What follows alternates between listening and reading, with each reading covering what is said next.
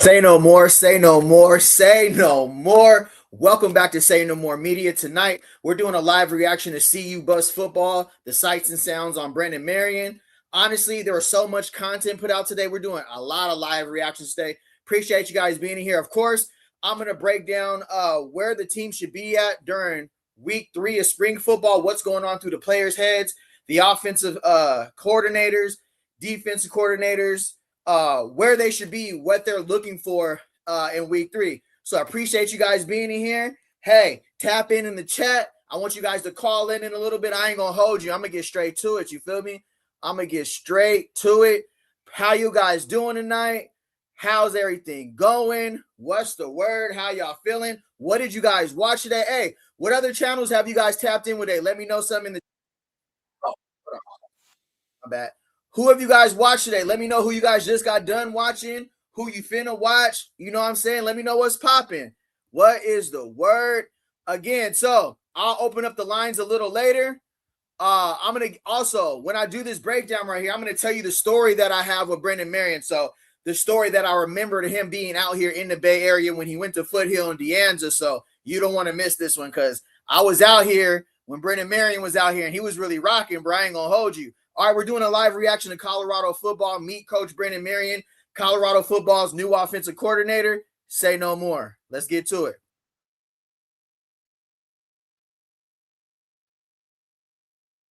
Oh, I did it again, right? I didn't put it on the screen.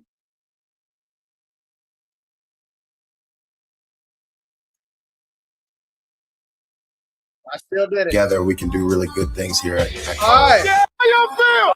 Okay, let me do that intro over again. We're about to do a live reaction to CU Bus Football, Brennan Marion, sights and sounds. Hey, it wasn't even on the screen. Say no more. Oh, yeah, you already know. We got a lot we finna react to, a lot. All right, say no more. How y'all feel? I always say your gift will make room for you and put you in front of great men. My gift has always been developing young men, coaching football, and that connected me with Coach Prime. I think that our trajectory together, we can do really good things here at Colorado. Yes! All y'all blitzing! Every time you see me, you're going to see the same guy. And I think that that's what the kids really love about when they see me as a coach. We got to go hard every day. That's the only way we're going to get better if we go hard. Now, I'm going to keep it real with you. You're seeing a very, very, very matured version of Brennan We got to go hard. When I tell you he was really out here in Richmond at De Anza, he really was out here, bro. Like, let me take you back a little bit on the story. Brennan Marion. So De Anza is in Richmond, California, which is right next to like Oakland, Vallejo, San Francisco, right? So when Brennan Marion was out here around 2005, 2006, that's when, you know, the JUCO scene was popping. Everybody went to junior college game. You guys know who De La Salle is. De La Salle is a very popular football team from California. It's a powerhouse. But when Brennan Marion was out here in the Bay Area at De Anza and Foothill College, it was a couple NFL players that came up out of JUCO during his era, right? It was Julian Edelman, who was at San Mateo Junior College in 2005. You know, he ended up getting picked up in the 7th round, going to the Patriots. Then it was Stevie Johnson, who played at Chabot College, which is who played Foothill and played De Anza 2 years in a row, right? So actually got to see Brennan Marion in action in 2006 out here, bro. Like literally watched him ball out here. So that's what I'm saying. Like, and Brennan Marion came a long way because when all them stories he telling you about, bro, and then who he was around out here, he really grew up in. He was really around real Richmond cats, like real Bay Area cats out here. But so all those stories he's talking about, 100% stamped and approved, bro. Like Brennan Marion was really going crazy. So it was him and Stevie Johnson, right? Like, so Stevie Johnson for the Buffalo Bills went stupid in 2005, made all JUCO, all American, all that. Ended up going to Kentucky. And then, you know, from Kentucky, he ended up getting drafted to the Buffalo Bills. He's a dude who lifted up his shirt and said, "Why so serious?" when he played the Bengals. All right, stay with me now. Then after that, the next year, they played in the same conference. Brennan Marion went bananas the next year, bro. I think Stevie went for like 1,200. Stevie Johnson went for like 1,200. Yeah, I gotta get Brennan Marion. Stevie Johnson might have went for 1,200. Brennan Marion really went for like 1,600 yards the next year and then transferred over to Tulsa. So I say that to say he really, all them stories he talking about, we watched him play out here, bro. Like literally, we was going up to the JUCO games, going up to the Chabot games, going up to the Laney. Y'all remember the show Last Chance U, Laney football? Okay, yeah, he played in that conference against Laney. And so now you guys understand what JUCO is. JUCO is big out here in California, bro. We got more junior college teams in California than damn near in the whole nation, or about the same. So after you leave high school, a lot of top prospects do go to JUCO, and he was really one of them in 2006. So I just wanted to stamp his stories, bro, because he was really out here going crazy. I ain't gonna hold you. Hey, what's good with everybody in the chat? Salute, Keith. What's the word? Reaction to Russ and David Buff's news. For sure. I don't know. Explain to me a little bit more what that means, though, Keith, for sure. But yeah, I'm gonna keep going with the video, and I appreciate y'all tapping in. But now, Brennan Marion, he matured, because when he was out here, he was rocking with some, bro. He was really tapped in. He's a professional coach now, so I gotta keep the stories. But he was real. All I would say is Marion was really tapped in out here in the Bay, like with a lot of real cats, bro. A lot of real guys out here in Oakland, Vallejo, Richmond, De Anza, Foothill. Yeah, he was really tapped in. Say no more. Every day. That's the only way we're going to get better if we go home. Go. Come forward. Come forward on the hitch. There you go. Good. Do that every time. We got to master our footwork. One great year can change our lives, everybody in this room. It's not my offense, it's our offense. When you walk through that door, you're in Colorado Buffalo, and we're here to win. Good. Hey, take your time. 1001, 1002, then run your arrow. I Here we got go. an opportunity to play for Gus Malzahn at the University of Tulsa. Yeah, Brendan's the one guy that can run with just about any. Mike Norvell, we ran a really high-powered offense. We were one of the top offenses in college football. Marion makes up for that fumble and a hurry. Marion into the end zone. Bro, that's exactly what he was doing at De Anza, but it wasn't even close, bro. If he averaged 30 yards in Tulsa, he must have averaged at least a cool 20-something. I'm talking about, bro, was taking quick screens to the house. I'm talking about seeing it live in action, bro. 2 years in Foothill, he didn't really play that much. I ain't gonna hold you. 2005, he really wasn't getting no burn. At Foothill, he really wasn't getting no burn like that. Just keep it real with you. But De Anza, if they had highlights, bro, elite. Like elite, bro. Elite in junior college at De Anza. He was serving out here, bro. Him, they was going. Touchdown. From there, I kind of just, call it like the quantum leap. I just started studying football from the first football game till modern day football. It's a psychological game on offense, He's a defensive guy. He works off of emotion. We work off the execution on the offensive side of the ball. Let's be better today. Let's be better today. Let's get right today. I hope every day that I influence somebody and I impact their lives in a positive way. And that's kind of how I've always operated. And that's kind of been my calling card, to be a guy who can, bring people together with his energy. See right there, you need a little more. You feel me? A little more juice with your feet. A little more juice with your feet. I say an alarm clock doesn't wake me up, right? Like my goals, dreams, my why, my kids, my family, like that's what wakes me up every morning. I don't need no motivational speech. I still see that eviction notice on my mom's door. I don't need no motivational speech. That's a great point. And just to attest to his story, bro, like everybody kind of heard of the story out here, because in junior college, that's another point, bro. You got a lot of people. There's no junior colleges in a lot of different states. So I played with guys from Florida. Hey, during that time when Hurricane Katrina happened, all the cats that were coming out from Louisiana to California, from Florida, you get Detroit, you get all these guys, because if you don't get a Division I, Division II offer, whatever, your next option is JUCO. So JUCO is heavy in California. You got, especially right here in the Bay, San Francisco City College, Chabot College, Laney, you got Modesto, you got De Anza, you got Foothill, you got DVC, Diablo Valley College. Like, there's something. So these stories where you got guys, so good coaches, will get a bunch of guys and put them in an apartment. Like, you'll have 6 or 8 or 9 guys, 8 to 10 guys living in a 2-bedroom apartment, living in a 3-bedroom apartment. So the grind is real when you're in JUCO, bro. It's not a pretty route, especially if you come out here. I done seen guys come out here and not play 2 straight years, bro. Burn up 2 years of eligibility on special teams and not have no offers. It is a dirty game. So for his story, for him to actually make it out of JUCO and make it to the next level, Division I, that's huge, because a lot of guys get stuck. And after that, it's on to the next, and you got to go back home. So when he tells that story, it was either what I was going to do in JUCO or go back home to Pittsburgh. That's real. When you go JUCO, you got to get that. You got to get that offer, and you got to get, even if you go NAIA, if you want to still play football, Division III, Division II, it doesn't matter. But yeah, bro, that grind of just being homeless, and I done seen guys having to work at Foot Locker, Champ Sports just to keep a job during football. Like, it's a tough route. So salute to where he's at, from where he started, bro. I'm a salute Marion for sure, because literally watched Rev play and tear it up out here versus Chabot and versus Laney. I'm talking about he went bananas, bro. Real talk. The three things that we have going for us right now that we're working on every day is love, right? Our connection and our chemistry. Good job pulling the ball and taking off. Let's not be on the ground, though. The vibe, right? So our energy. It's our energy, right? Come on, Soto. And then discipline, right? So we're looking at how disciplined are we on doing the details and doing the little things right every day. Move your feet.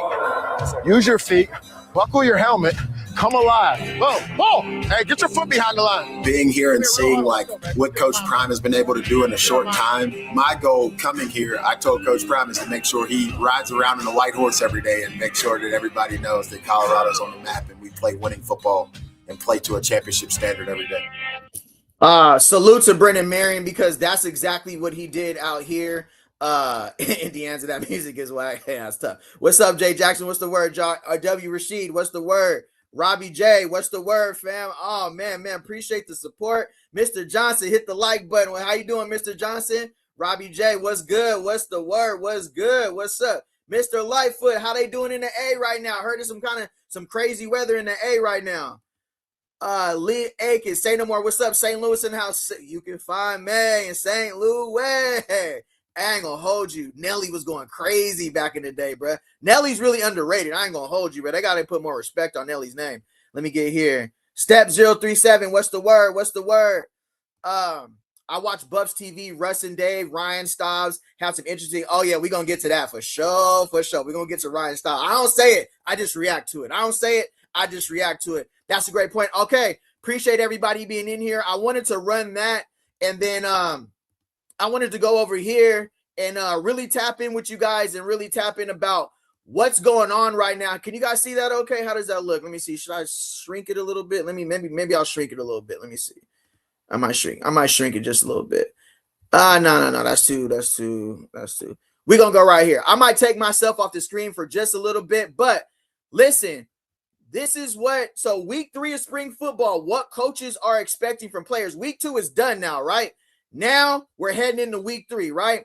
Practices should look cleaner, right? Fewer alignment busts, repeated mistakes and penalties, faster reaction times across the board, commitment in every rep, meeting and learning moment. Nick Saban says, what you do in practice is what prepares you, right? That's pretty a no-brainer right now. But coaches want you, number 2, you got to be playing fast and you got to know the system by now, right?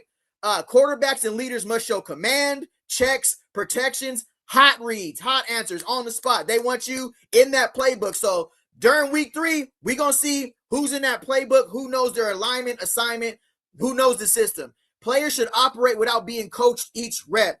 Confidence in assignments and communication. Hey, that's crazy. Brennan Marion just said that, bro. Confidence in assignments and communication. Josh Hupel, it's about command and control. In week 3, this is what the coaching staffs are expecting and looking for. If you're in here, if you can hit that thumbs up, we got to drop some lessons in here tonight. I like to talk about what the coaches are thinking, what the players are thinking during spring football, because a lot goes into being a college football player, especially if you're not a graduate student. You still got to go to class. You got to manage all that studying, your book work. So it's a lot that goes on. So number 3, they're looking for players who could take coaching and fix mistakes quick. No repeating the same error multiple practices in a row. They want you to fix it. Growth should be obvious through repetition, right? Trust is earned through correct execution. Marcus Freeman, the Kansas State former quarterback, says, you're trusted to do your job over and over and over and over, right? Now, this is when the trust is started being built. Compete without losing discipline. This is very important. We already seen it got heated a little bit. It gets heated when there's jobs on the line. When people listen, I don't care what nobody tells you to say. Everybody's there to compete. That's a bomb there. You might have been told, hey, you're going to be here to compete, but that's when you start seeing things get heated because people want to win their reps. They're not there to lose their reps. They want to impress their position coaches. They want to possess they want to impress the athletic director, the head coach. Your head coach is Coach Prime. Of course you want to ring your reps. So that's when you see you got to compete without losing discipline. Controlled aggression, not chaos. Situational football, third down, red zone, 2-minute goal line. Eliminate the negative plays.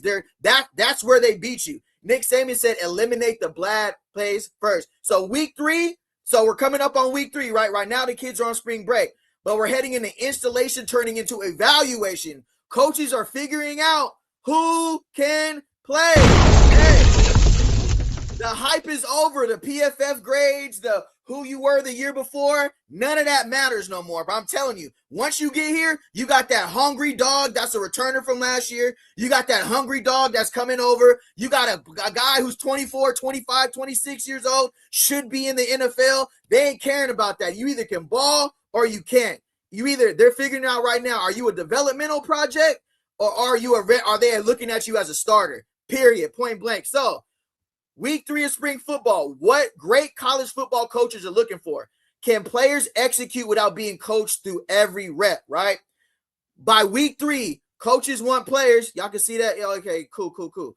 By week 3, coaches want players to stop looking like they are memorizing and start looking like they are playing. Y'all dig what I'm saying when I say that, right? All right, we'll get into that. Nick Saban says scrimmages matter because players have to apply what they know. And Josh Heupel said, week 3, quarterback play is about command and control, including checks, protections, and hot routes. They not holding hands no more. They calling Brennan Marion on that mic. He calling it in. He's expecting whoever the QB is at the time, command the huddle, command the play. You get there. You get to the line of scrimmage. Things ain't looking right.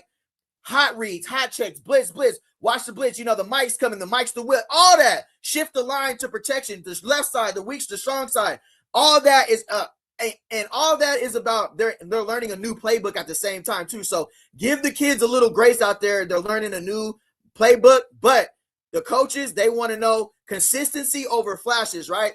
This is one of the biggest week 3 things. Saban repeatedly emphasized that some players lash, but the real question is whether they can play well on a flash, my bad. Some players flash, but the real question is whether they can play well on a consistent basis. Marcus Freeman, the former Kansas State quarterback. Y'all remember Marcus Freeman from Kansas State? Made the same point. Trust is built by doing your job over and over. And he specifically contrasted players who merely flash with players who are consistently doing their jobs, right? This is big business in college football we're talking about. You see the money that's on the line, the TV ratings, these kids' futures, but winning. This is about winning, right? Who can play situational football, right? Appreciate you guys being in here. If you can pound that thumb button, pause. That was crazy. But if you can hit the like button, hey, really would appreciate it. We about to cook tonight, and I want you guys to call in and tap in. So, situational football. Week 3 usually includes more red zone, third down, 2-minute, backed up. We got to go get a field goal. We got to get situational goal line and special teams work.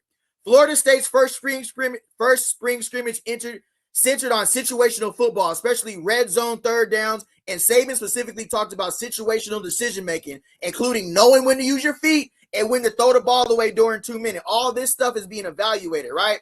Can players handle pressure and adversity? I think this is the biggest thing, especially with young college kids. You got to hang around the right group. You got to hang around guys that want to go get extra work in after practice, want to go catch balls at the catch machine, want to go get some extra reps in lifting. You don't want to be around the guys that just want to party. You can easily start seeing the guys who are there, who are trying to get to the next level, who really want to win, the guys who are comfortable where they're at. You want to surround yourself with players who can handle pressure and adversity, right? So at this point, staffs want to see what happens after a bad rep. Do you hang your head? Are you hard on yourself? Do you say, that's on me, coach, my bad, I'm going to fix it, on to the next play? How do you learn how to let go of something and move forward? That's what coaches are looking for, right?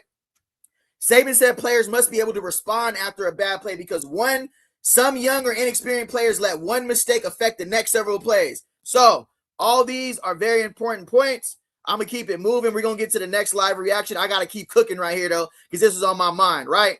Trust, accountability, and doing your job. Hey, we all got a job to do, right? That NIL money is in your pocket. You done bust down your wrist. You done bust down the chain. You done got you a new whip. You feel me? Your DMs is popping. You the man, right? Now it's time for you to do your job, what they brought you to Colorado to do. Point blank, period. You can put a period at the end of that. it's time to do your job, right? And I want to see you do your job consistently. Players have to be consistently trusted to do their job. Saban said week three scrimmage football is about effort, sustaining, finishing plays, being accountable, and eliminating mental errors and negative plays. That is why week 3 is when interesting athletes begin turning into real rotation options. Hey, the depth chart is being formed, bruh. The position players, the position coaches are starting to say, all right, who's going to go out there? Who's accountable? Who can I trust to do their job? You can put a period at the end of that. You know, you dig what I'm saying? Especially with guys who their jobs are on the line. They're going to put the guys out there that they trust, that they've seen who they can handle pressure, adversity. So who is earning first team reps and who is still developmental? Let's go. Coaches know by now it doesn't take 1,000 reps. It don't take 1,000 reps. You can see it. You can see it. We'd all done been there. If you played college ball, you played football before, you start seeing, hey, give me do. And you be like, you start looking like, oh yeah. And then them boys run out there and they looking nice. They looking saucy. And you start saying, I better tighten up. I better get it together. I want my name being called. When they say, all right, give me this group. You see the group they put together, you're like, damn, that group look kind of saucy. Why they going all them? Because they putting belt. What you mean? Why you think they called their names? Who is earning first team reps and who is still developmental? By the third week, coaches are not just teaching. They are beginning to sort the depth chart, bruh. Freeman said, spring is also about moving pieces around to see how to get the best players on the field. While Norvell described the midpoint of camp as a time to push for the next step after installation and habits have been introduced, right? All right, appreciate you guys being in here. If you can hit the thumbs up. All these things are what the coaches are dealing with right now. If you have a kid that's on the team, this is what your kid's dealing with. A nephew, a brother, all that. They're being evaluated right now, but to do their job. They got paid. They're on scholarship and they got paid that cheese. Now Colorado, now they want the return on that investment. Now we want some production, right? Saban tied 3-week evaluation to effort, finishing, and pushing through fatigue. That's why Swayze's out there running them. Swayze's out there conditioning them. So now they want to see who's going to jump off sides, who's going to be the guy to false start, who's going to be the guys to hold because they're tired.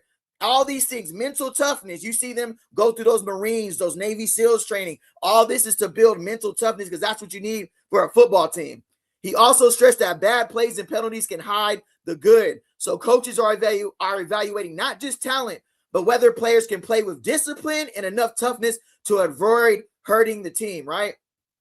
Leadership and chemistry. By week 3, coaches want to see whether units are developing a personality. Saban pointed to offensive line leadership and the competitive character of certain players as things that shape team identity. And Freeman said one of Notre Dame's core spring goals was to elevate trust to the players. All right. Now, with that being said, appreciate y'all being in here. I'm going to head over to the next live reaction. Y'all probably all seen it, right? Just like I seen it. Ryan Staub made some comments. The former Colorado quarterback made some comments at Tennessee that were pretty interesting. So I want to get a live reaction. Salute to DMVR Buffs. Go like, comment, and subscribe if you haven't had a chance to check out their show. Got a really nice show on Colorado football. But they kind of gave their reaction to Ryan Staub's comments on what he had to say about Colorado. And I just want you guys to tap in. Jay Jack dropping facts. Salute, brother. You already know I try to keep it as real as possible, bro. From real life situations on what the reality is of week 3 right now. If you got a family member, a son, a nephew, somebody in college football right now, send them love, send them support because they're not only trying to solidify themselves on the depth chart, but they're trying to impress their position coach and they want to start. The goal is to start and get to the NFL. That's what every player's dream is in college football. But of course, we're going to start sorting out who's special teams, who's kickoff, who's punt return. You're going to raise your hand to volunteer, and then they're going to start volunteering for you based off of what you're producing. You're going to do something. You getting beat every rep. You ain't really making no noise. You're going to earn this scholarship. You're going to be on kickoff return, wedge buster, punt return. Not to be like that. Not to say everybody. They're going to ask who wants to volunteer too. So don't let me put that out there that people who are on special teams, everybody plays a role, and that's important to winning. So let me make that. everybody contributes on this team. It's not one over the other, but it takes a disciplined mind to go to special teams after you've been a 3-star, 4-star, 5-star, and they're asking you, you know what I'm saying? Everybody wants to be a part of that 11, but a great coach, a great team will make the special team units will feel just as important as any other unit. So all that yelling ain't in, especially from the new D-line coach for sure. Oh, appreciate you, Mr. Lightfoot, for sure. Darius dropped a Cam Perry and Juju video. You know we finna tap in. Say no more. All right, I want to get through this first, though. We got DNVR Bus with Ryan Staub comments where let's see what they have to say here. And was basically asked, a couple things about Colorado's decision to transfer and all that. And he effectively said that I'm gotten more coaching now since I've gotten here to Knoxville, to Tennessee, than I got in 3 years at Colorado, which I guess you can make what you want of it. I know there's a certain way you guys want to go with that, so I'll let you guys go first. Yeah, I mean, those days are over. Thank God. Yeah. And there's a reason why I crashed out multiple times last year over the person who was in charge of our offense and our quarterbacks. And that's without even knowing this, which is an even greater indictment. And I'm not going to completely alleviate Coach Prime of any responsibility here, because that is his offensive coordinator, his quarterback's coach. That Ryan Staub is saying. A couple for AI is. I'm gonna run that back a little bit. I gotta really tap into what they say here. Let me jump in the comments real quick. I see some new names in here. Welcome to the chat. Big up to them freshmen for sure. Willie G, Duke Zero. What's up with it, bro? How you doing? Let me see any new names I haven't seen in here before. Hey, if you're just in here for the first time, I appreciate you tapping in. We're doing a live reaction to DNVR Bus. Everybody, I'm about to get that premium, but you don't get it's weird on the paying scale, so you don't get paid till later. So I appreciate the support though on that. All right, I'm gonna keep it moving here. All right.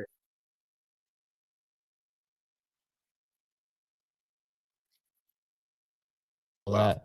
And he effectively said that I'm gotten more coaching now since I've gotten here to Knoxville, to Tennessee, than I got in 3 years at Colorado, which I guess you can make what you want of it.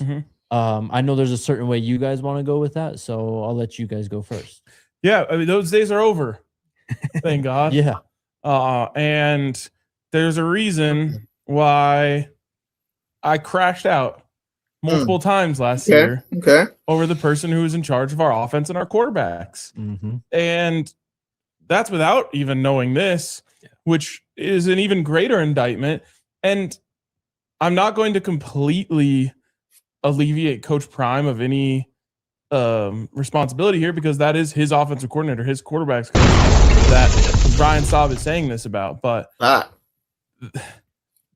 all right, so what they're saying is basically, former quarterback for the Colorado football team, Ryan Staub, has some interesting comments at Tennessee about how he's learned more in a month than he's learned at his whole 3 years at Colorado. That's crazy. Now, I'm gonna start here. And Ryan Staub seems to be, pretty normal kid. Coach Prime was really high on him. He's always been a good supporter of the program. He's locked in. He accepted his role as a backup quarterback, didn't make no fuss, didn't make no fights. But that part for a quarterback, you need to develop and you need to be getting taught the things that you need to do. So if that's how he felt, then, salute that he feels like he's getting the proper training that he needs to get now. Who am I to tell him that that's not how he felt? That's what he felt. That's what he said. That's not what I said. But very important development now. For me, I'm gonna say this: we didn't last year. How we used Caden Salter didn't make any sense to me. We kind of still tried to run the same offense we ran 2004, but that wasn't his specialty. We could have used him like Haynes King at Georgia Tech, and our receivers might not have been happy, but I really feel like we could have won three more games if we just would have ran with Salter, RPO it, run the ball, go heavy run, and control the clock. That's my personal opinion. I seen when Caden Salter couldn't adjust to a blitz, when they figured him out. Y'all remember the game I'm talking about? They were blitzing Salter like crazy. He didn't have no hot reads. He didn't have nothing, bro. And this is normal stuff we've known for a long time, like you see the blitz, you check out of it, you check to audible, hot route. That's easy. That's back to high school, right? College. But seeing the fact that he was running all the way back, holding the ball, and then he was throwing the ball out of bounds and getting, intentional grounding calls, that is a directly on. Now, some stuff a quarterback coach can teach you, but there's always room to development. So if that's what the case for Staub, salute to him, bruh, and salute to him getting a better quarterback coaching situation where he's at. I'm not here to say he was wrong. I'm just here to react to what he said. So it seems like DMVR buffing them. They already were on Pat Shurmur's bumper from the beginning. They kind of wanted him gone. They kind of felt like he wasn't putting in the type of work that you needed. And all you have to do is look at the numbers of the quarterback play last year and the time of possession and how much we had the ball, all that. So I'm gonna finish this a little bit more and then I'm gonna get back to the next video. Say no more. Thank God that adjustments were made, and now you have a quarterbacks coach and offensive coordinator in here who is incredibly hands-on. I told you guys, a couple of weeks ago, just how hard of a coach he is on his quarterbacks. He really, it's true. That's true. On top of them all the time about doing things exactly the way that he wants it and the way that it exists in his offense. And so, yeah, I mean, I could crash out all over again, truly, about Pat Shurmur and the crimes he committed against my favorite football team. But I'm going to take the other route, which is thank God for Brennan Marion, because he is here and those days are over. And yes, that is a problem. And Ryan Staub, in my opinion, is not the type of person to just like say something vindictively or he's trying to take a shot. I think he's being honest and maybe a bit of hyperbole for sure. Sure. But I don't think he was doing that out of spite. And so I believe the sentiment of what he's saying, which is he doesn't feel like he was coached very well. And that's very disappointing. And the most disappointing part to me is how long that was allowed to go on. That's an interesting point from DMVR Buffs right there. Appreciate you guys being in here. If you can hit the thumbs up, really would appreciate that.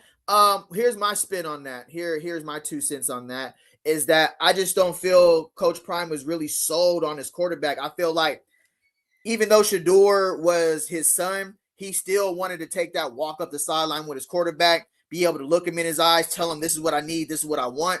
I just didn't see that. And then we could just see in the rotation last year, we all got to the point where it was like, hey, at this point, this plays somebody who's going to move the ball. And he gave everybody a shot last year. He rolled with Salter. We didn't know if Sherman was going to flip the whole offense for him, if Sherman wanted. But again, back to my point, if we knew we were starting Salter, we should have tweaked it, bro, for his strengths, but we didn't. So then there was pushback that Shermer actually wanted Staub to be his quarterback because he's been there, he knows his system, and we've seen flashes of Staub, where he came in against Houston, Delaware State, Wyoming, he shows flashes, but then you can see the coverage reading when he started throwing a lot of interceptions because you could say he wasn't being coached up right. You're going to see he wasn't seeing the coverage. A lot of disguise coverage was getting him. He was getting bit in the throw. They were baiting him in the throwing bad throws. So just to win it, like I said, Brennan Marion being the new quarterbacks coach, you can see he's demanding. He wants his quarterbacks to compete because he understands how much it brings that dog out of you. If you got somebody that's right behind you, it makes you just do that much more, get in your playbook more. You can't get comfortable and feel like this is mine. No, I want you guys to play it out and, dog it out, which is healthy for any team, right? That's very, very healthy. But yeah, having Brennan Marion as your quarterbacks coach, and he's also the creator of the offense. Woo! Now we're going to see somebody. Now we're going to see somebody in command of an offense who knows, do exactly what you're supposed to do on this play because the offensive coordinator is the quarterback's coach. So he's going to demand more from you. Like, I feel like Marion and Prime's demand and how tough they are on the quarterback is going to be the same this year. They're going to demand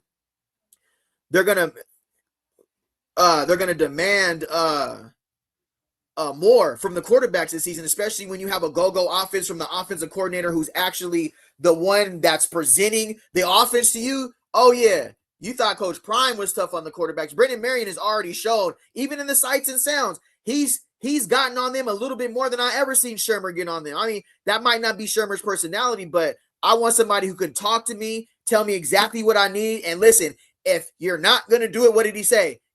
Don't go on the field. If you're scared, do not come on the field. That goes for the quarterback, the running back, all y'all. So, hey, I love him I love the change. I mean, I'm not going to talk bad on Shurmur. It is what it is, but at the end of in 2024, it was lit when he was putting up 30 points per game, right? Now he had a down year. Everybody wants him out. That's how football goes, right? When you up, they love you. When you down, they want to kick you to the curb. But that's the business of football. It is a business of production. It's not feelings. It's not, oh, we like him, he's cool. No, he didn't get it done. You're out of here. That's what it is, bro. We ain't got time. And it was the right move it was time for him to go. It was time for him to go. And just hearing Ryan Staub say this sucks for Staub because he's such a good kid.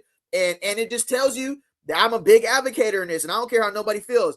A lot of the times the players don't speak up because they want to protect the shield of the team. They don't say everything that we could say. They don't say everything that they could say, what goes on, how they really feel, because they don't want to look like a bad teammate. But they talk to their parents. They talk to their mom and dad, their cousins, their brothers. They let them know what's going on. It's like, hey, it's not me.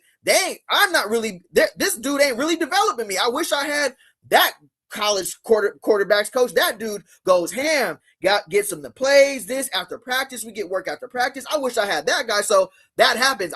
We didn't ask for it. Happens, bro. Especially if you play college football before, you don't always get a good position coach. Sometimes it just ain't the right fit. Appreciate you guys being in here. What's going on in the chat? What's the word?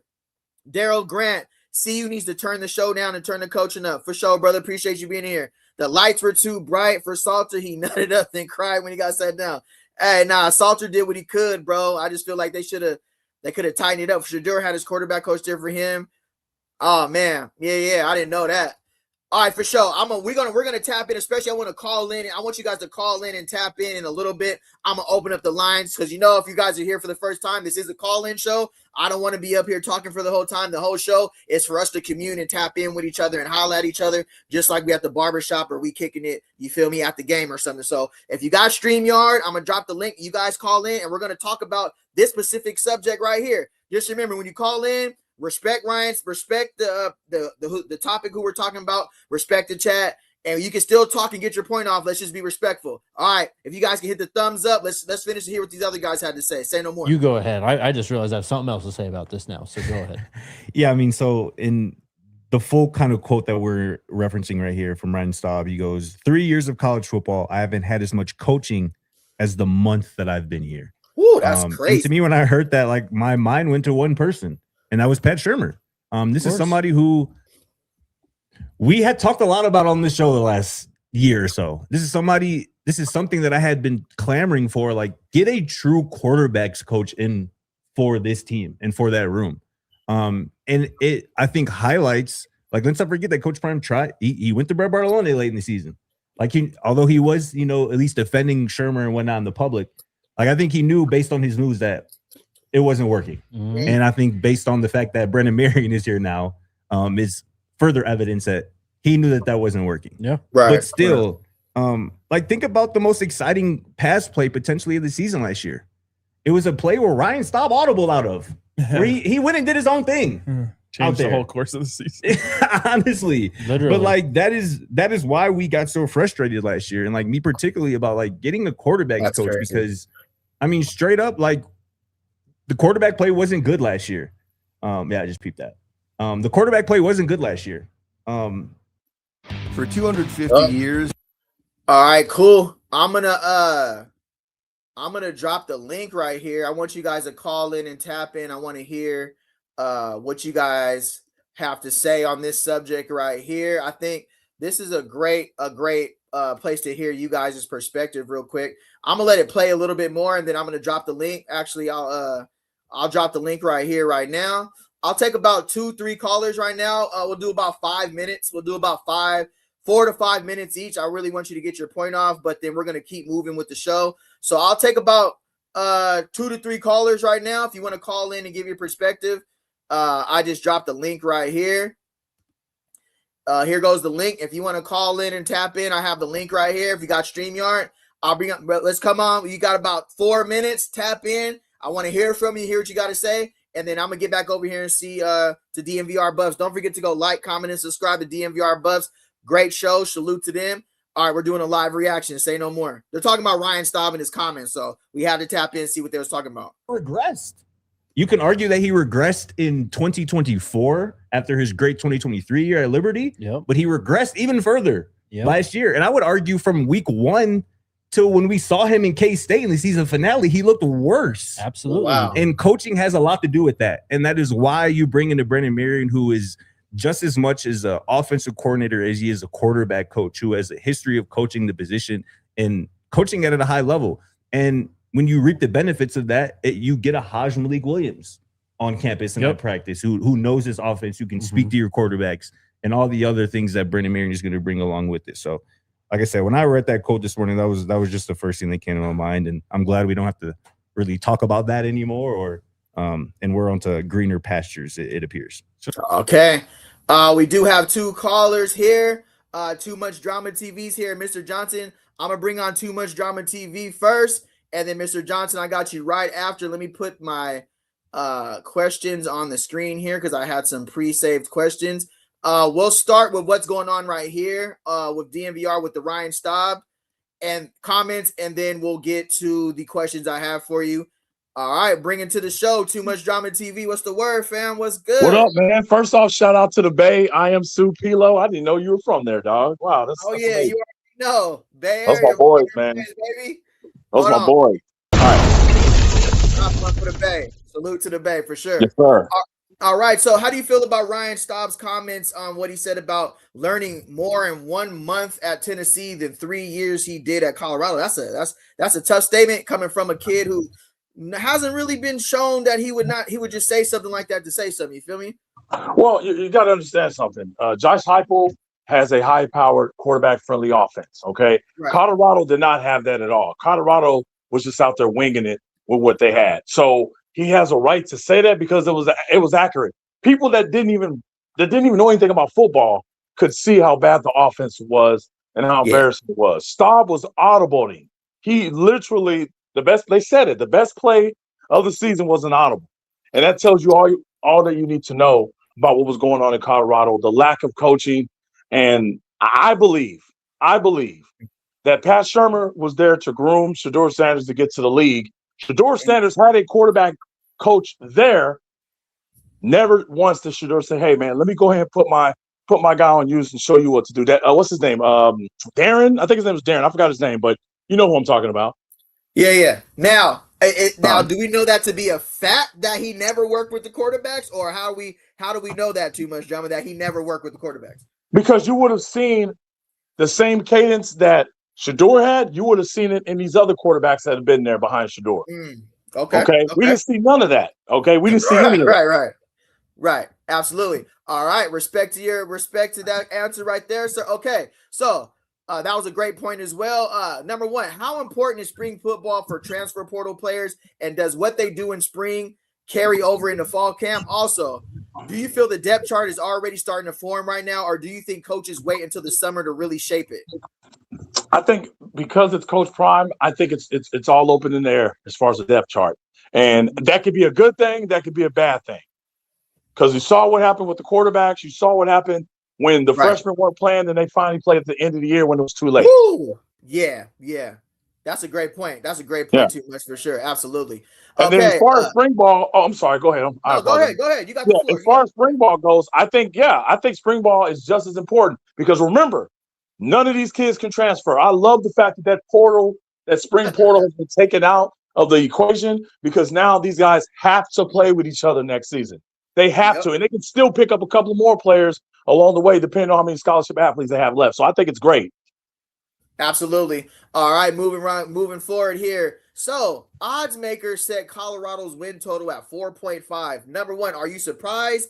And is that too low, too high, or just right? How do you feel about that? 4.5. I think it's accurate because 1, we don't know anything. They don't know. No one knows anything about what the defense is going to do. It's going to come down to the defense. I think we all know that the offense is going to be pretty explosive with the players they have. But the fact of the matter is, if the defense keeps getting gassed like they did last year, they will not win 5 games. That's a fact. That's a fact. Oh yeah, it's I agree with you there. It's about the D line, and if they can match the intensity of this offensive line, we know the Big 12 is known for bruising offensive linemen who can move you out. If our D linemen are back there with the safeties and the linebackers, it's gonna be a long season. So the front seven is gonna dictate the season. And here's another thing: if we can't get what does the go offense matter if we don't got the time of possession and we don't get the ball because the team's just running the ball and controlling the clock? Okay, exactly. So exactly. That's so we can have the go offense and all these elusive transfers in this wide receiver group. If our time of possession is cut down per half drastically because we can't stop the run, then the go offense is not going to matter. Hey, say no more. I've been saying this, and I'm going to keep saying it ad nauseum. The X factor is going to be special teams. The fact that we don't have a special teams core, I don't care what anyone says. Special teams, when you kick the ball off and these guys are getting the ball at the 50-yard line, hey, that's a short field for either a field goal or a touchdown. So we got to tighten that up, man. That worries me a lot because I think we're not putting a point of emphasis on special teams. Absolutely. That's a great point. All right, I'm going to end with this question. Appreciate you too much, Drama. Where do you rank Colorado in the Big 12 right now? Give your Big 12 power rankings prediction for the Buffs. Let's just stick with the Buffs. Like, where does Colorado rank in the Big 12 right now? Are we top of the pack, or are we mid?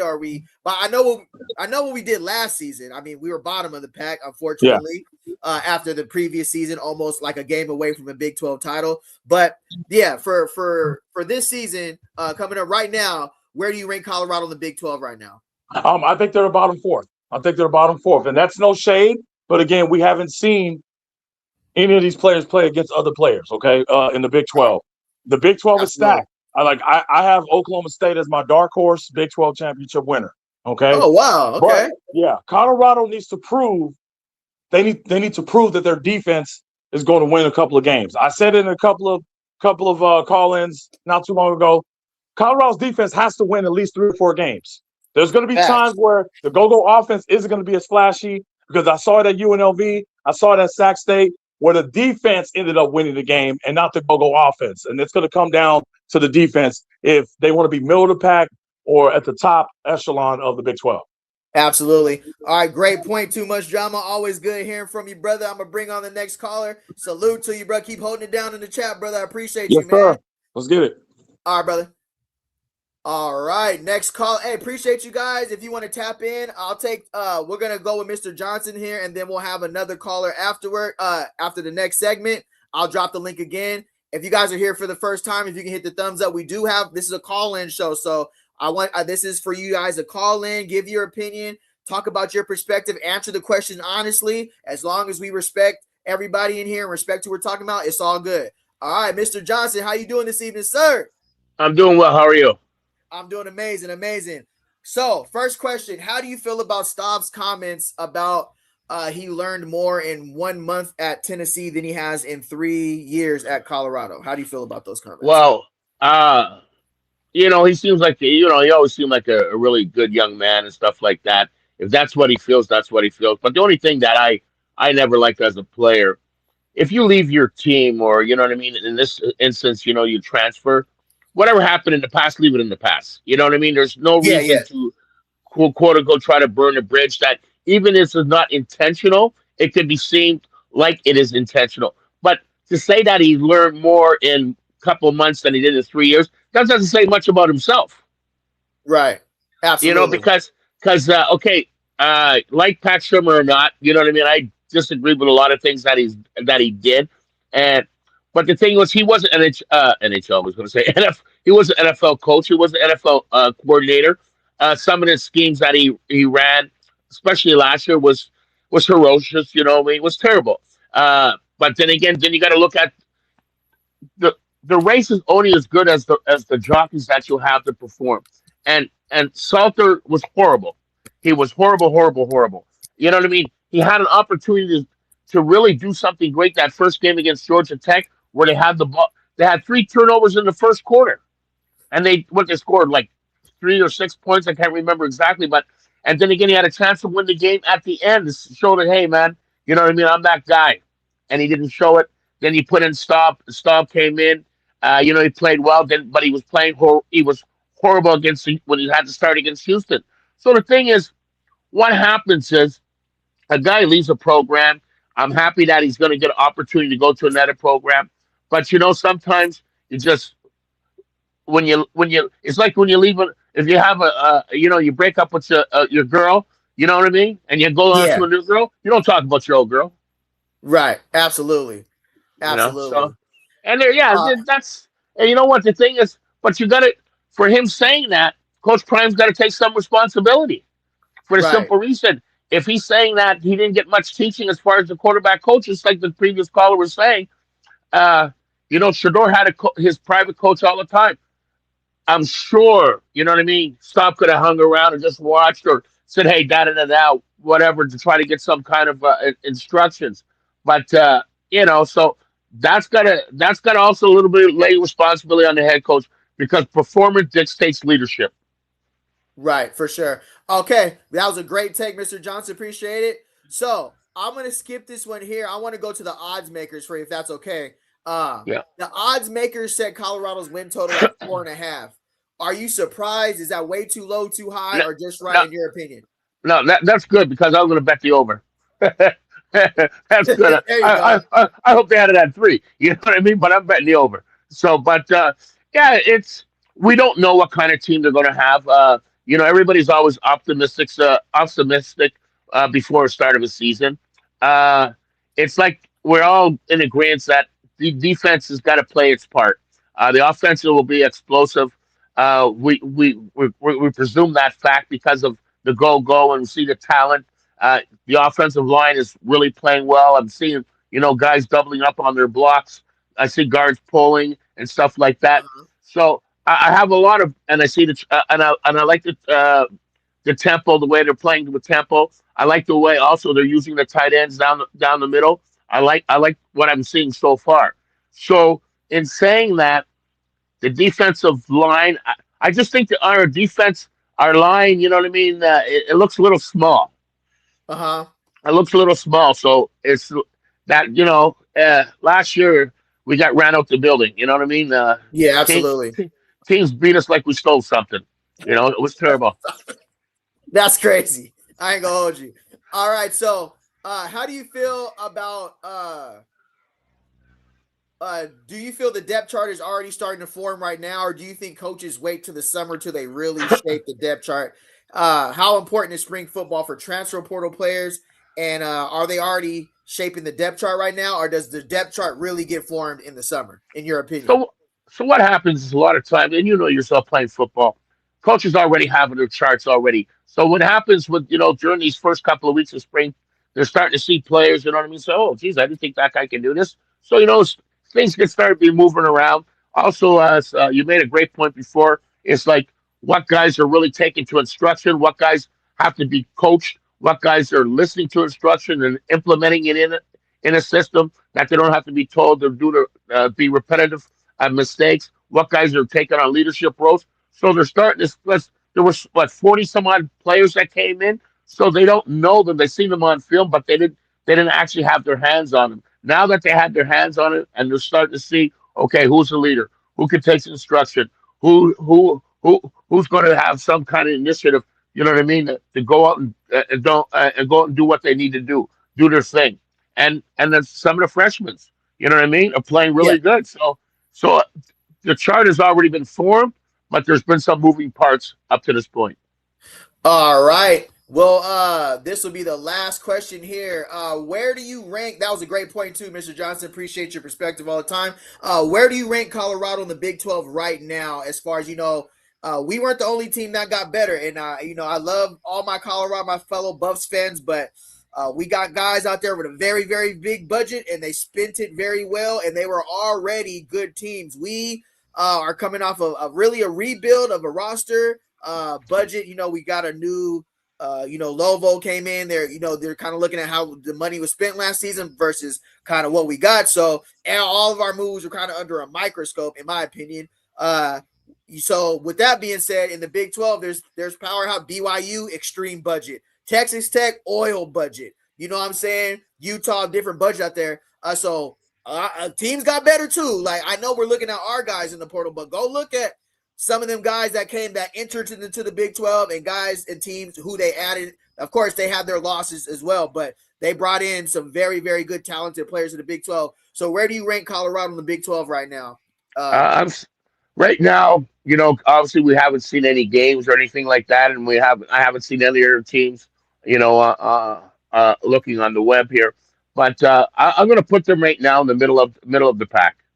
Because I'll put them in the middle of the pack because last year they didn't think Houston was going to do well. They actually did well. BYU always does well. Utah, you know what I mean? Oklahoma State the year before was terrible. Now people, the guy said pick them as a dark horse.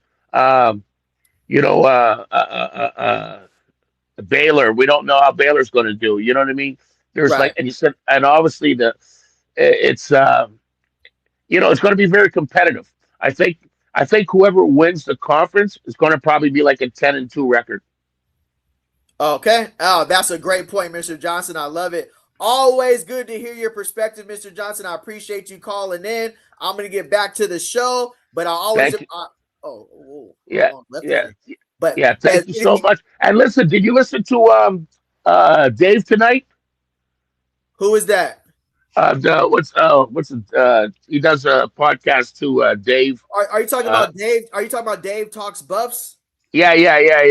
No, I seen that I catch him every now and then for sure. Like, salute to Dave Talk Bucks. I didn't see the night show, but I definitely check him out. Yeah, I check him out. Yeah, because he really hated Pat Shermer, and he really he's not, and he wasn't too big. He wasn't fond of Sapp either, but and I said, listen, we don't have to like somebody, or we can disagree, but you should just be a little respectful, especially for guys that not only played but coached in the NFL, and like he said, Warren Sapp sucked. Hey, listen, he's a gold jacket, so he was good at something. Anyways, that's it for me, and I say no more. Have a blessed night. All right, Mr. Johnson. Yeah, for sure. Salute to Dave Talk Bucks, bruh, for sure. Salute to you, Mr. Johnson. Thank you.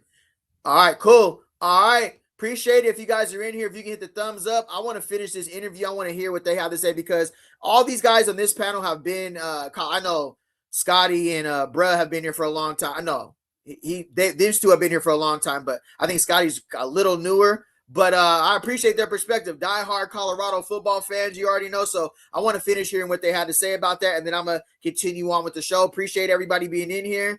In about 10, 15 more minutes, I'll drop the link. If you want to call in, tap in, say no more. Should I follow up, or do you want to take it a new direction? No, I want to – because it's still on that. Because I think what's most frustrating is how we learned last year how much Pat Shermer loved Ryan Staub and how he was fighting for him to be the QB2 basically, right? And how he didn't want Ryan Staub to transfer so bad. And all of a sudden, Staub comes out and says, basically, he didn't learn anything. What the hell, man?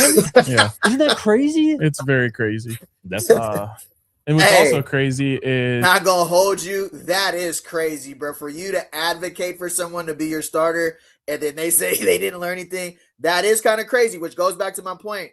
Some people keep things in-house because out of respect for the program, they don't want to put stuff out there. But these are some things, you kind of wanted to hear earlier, you know what I mean, before he went through a whole damn season with him again. But I agree. That is crazy. That's kind of crazy. I ain't going to hold you. That's kind of wicked right there. All of the people who apparently listen to this show who got upset when I called it out. And I'm not talking about the people who are here today in the chat. Yeah. You were right. That was week 1, bro. That was week 1. My patience ran out earlier than I expected it to. Oh, mine too. I was done after week 1 as well. Facts to ratio radio. The other thing too, though, is I think it's different when you're an established QB2 behind Shedeur Sanders. Obviously, last year is a whole different thing, right? My blood's starting to boil. But the thing is, though, he is in a true quarterback competition now at Tennessee. Like, of course, he's going to get more attention and quote unquote coaching because they're trying to find out a starter. Like, obviously, Coach Prime put him up on the podium for media day and stuff last year, right? Like, and again, looking back in hindsight, like that wasn't nothing. And Neely talked about it with us and the whole thing too about the Staub being on the podium back at media day, right? But he wasn't truly in a competition. Like, it was because he was kind of just pushing, Salter, for lack of a better description, and then a true freshman 17-year-old Julian Lewis, right? Like, he was just naturally emerging as the most polished guy in that quarterback room at that time, which I don't think is crazy to even say. But now he's in a quarterback. Tennessee needs to figure out who their quarterback is, and he's in the conversation. Yeah, I think we all agree there. It was like you kind of, if you watch college football, you heard a Salter at Liberty. I just would have rather see like, okay, is he coming in to sling it like we going 4 wide like Shador did, and we gonna just do what we did last season, because that really wasn't him at Liberty. He had that one season where he went crazy, like threw for 3 racks and ran, but he is a mobile quarterback. He can break down defenses. If you have him run the ball, RPO, play action quarterback, cool. But if you have him line up and tell him to go out sling the top gunslingers in the Big 12, the whole quarterback carousel last year was like, we got super hyped when Staub came in. It was like, all right, let's roll. Then he reverted to kind of throwing a lot of interceptions, and we were like, all right, we're going back to Salter. Same thing kind of happened with him a little bit. He got moving a little bit. The Kaylon Taylor got hurt. That was like his go-to guy in the beginning. We didn't really get Omarion Miller moving and grooving until like the 4th game, bro. Go back and look at those early games. We were literally trying to figure out our identity. And I know we said we were going to come out and run the ball, but I feel like that Georgia Tech game and those first 4 games we were supposed to come out and run the ball first, establish our identity, make it easy that's the easiest thing you could do for any quarterback. Have a solid run game. Don't ask him to do too much. But I personally feel like we tried to cater to too many people. Like we had the receivers and guys are coming in here to get the ball. We tried to cater to everybody. Last season we should have just ran the damn ball. Salter, we could have ran Army's offense for all I care. We would have got more wins. I ain't gonna hold you. I feel like we could have got. Yeah, Salter this year in this offense, I think will be a little bit better than Shermer's offense or whoever's offense it was last season. But I'm not going to put all the blame on Shermer neither, too. Like, I think this is a collective. I think this is a collective thing, because he's still only the offensive coordinator. He should only be allowed to do what he's allowed to do to a certain point. So Coach Prime, at one point, he's seen enough. He said, all right, Brett Aloney, you get in there. You in there because, but hearing Staub say this right now, that's why it's important for players to kind of talk up and speak up, even amongst themselves. Not saying that's what didn't happen or did happen, but it just sucks to hear this. I ain't going to hold you. It sucks to hear that because, his play was really up and down. Staub flashed. He had his moments where he came in. Houston threw that dot to Joseph Williams, threw the dot to my boy number 9 out there. Why I can't think of his name right now. Anyways, yeah, he had his moments. He was airing it out, and then he kind of reverted back to some bad habits. So appreciate everybody being in here. If you can do a thumbs up, really would appreciate that. We're doing a live reaction to DMVR Buffs. Coach Prime opens up about Colorado's new game changer. I think you talked about Danny Scudero right there. All right, say no more. So he's going to get more attention than he got at Colorado. Yeah, 2 things. I'm just thinking back to some of the things I said on that post Georgia Tech, and the big thing that I kept repeating is like, you had all offseason. Yeah. You had all offseason to come up with a plan for how to use Caden Salter to his strengths against this team. Yeah. And you had about 1 drive worth of stuff. That's what I was going to say. He's like, he used it all in the first drive. What the fuck? And then the other thing is like, people are asking, if Juju's so good, why isn't he ready? That's where I was going to go. Well, guess why? Yeah. Yeah. Yep. The answer was just told to you by Ryan. Yep. Woo. Yep. Oh, I'm pissed. Oh boy, I ain't gonna hold you because people get on people. I'm gonna keep it real. People are quick to come to the defense of the program, rightfully so. But we say people aren't getting developed, right? And I'm not saying that about not just putting that out there. I'm just saying, but when you have a player say that, it kind of, it happens. You know what I mean? Not to saying that it doesn't happen here, but same thing with Juju last season, like 5-star quarterback, 17, 18 years old.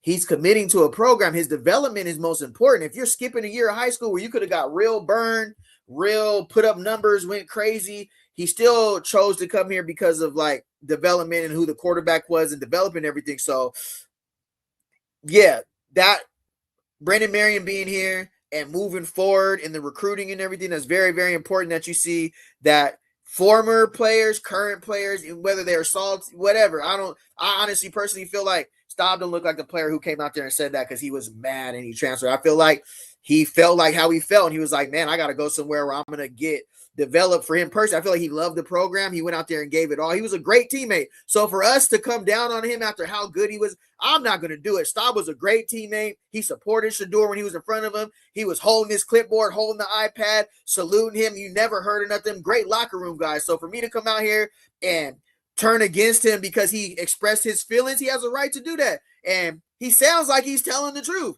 So my show wouldn't be authentic if I came on here and just started talking crazy about Ryan Staub because he said how he felt. He said what he said, and it's the truth. And that's the best thing about that is that it got addressed and it got fixed. It got addressed and it got fixed because now we're thinking about long term. Now we're thinking about we want to be we already seen what Shador is. So we already put a quarterback in the league who should have went way higher. You should have been way higher, but now we got some bright young quarterbacks with all three of the guys on the roster are super talented. We got Juju returning from next year. So I'm glad that was addressed, bro. So yeah, good. Great point. Great way to address it and fix it. I think that's the most frustrating part because somebody said in the chat, and I think that is, for me personally, that is part of the reason why I think Julian, was a little slow to get the starting role last year. Yeah, and he was gun shy in that Delaware game too, right? Not being developed, I don't think. Yeah. The right way, or at least the way a true freshman, a young true freshman should be developed at the college level. Did I hear that correctly? I ain't gonna hold you. I thought I wouldn't have heard that from here, but all right. Okay, guys are starting to say what they feel. All right, you're saying you don't feel he's been developed. And I feel like that's okay. Like if especially if you hear it from Staub's point of view, it's okay. No, we don't have to rush and try to protect nobody. If that's what was said and that's what people are feeling, it's okay. It is what it is. It doesn't indict the program or nothing. We're moving on. We made the adjustments, we fixed it. But I'm hearing what you're saying, Scotty. I'm picking up what you're dropping, bruh. People are asking if Juju's so good, why isn't he ready? That's where I was going to go. Well, guess why? Yeah. Yep. The answer was just told to you by Ryan Staub. Yep. Oh, I'm pissed. I think that's the most frustrating part because somebody said in the chat, and I think that is, damn. For me personally, that is part of the reason why I think Julian, was a little slow to get the starting role last year. Hey, and he was gun shy in that Delaware game too, right? Not being developed, I don't think. Yeah. The right way, or at least the way a true freshman, a young true freshman should be developed at the college level. I feel like you have to point a finger at that in some way and say that it impacted things. But it's unfortunate, and I'm glad that Juju, Isaac Wilson, Kendall Sweetwine, they have a really good quarterback coach. And yesterday the CU Buffs Twitter page, their creative team put out a mic'd up about 2 minutes long video of Brennan Marion, and you see some of that where he was getting on Juju after one rep. He was like, see, you gotta have more juice in your legs on this one. He's talking to Isaac Wilson like, I need you like strap up. Yeah, that's the most important part. Love what Scotty Proctor is saying right here about mental note, especially when because the pressure that's going to be on these quarterbacks this season, you got to have somebody like Shador he's doing it for his pops, he's doing it for his dad, he's doing it for the move, the whole SWAC, the Jackson State move to Colorado. He's here to prove to these guys, hey, I got my pops back. We about to go out here and let's go put belt.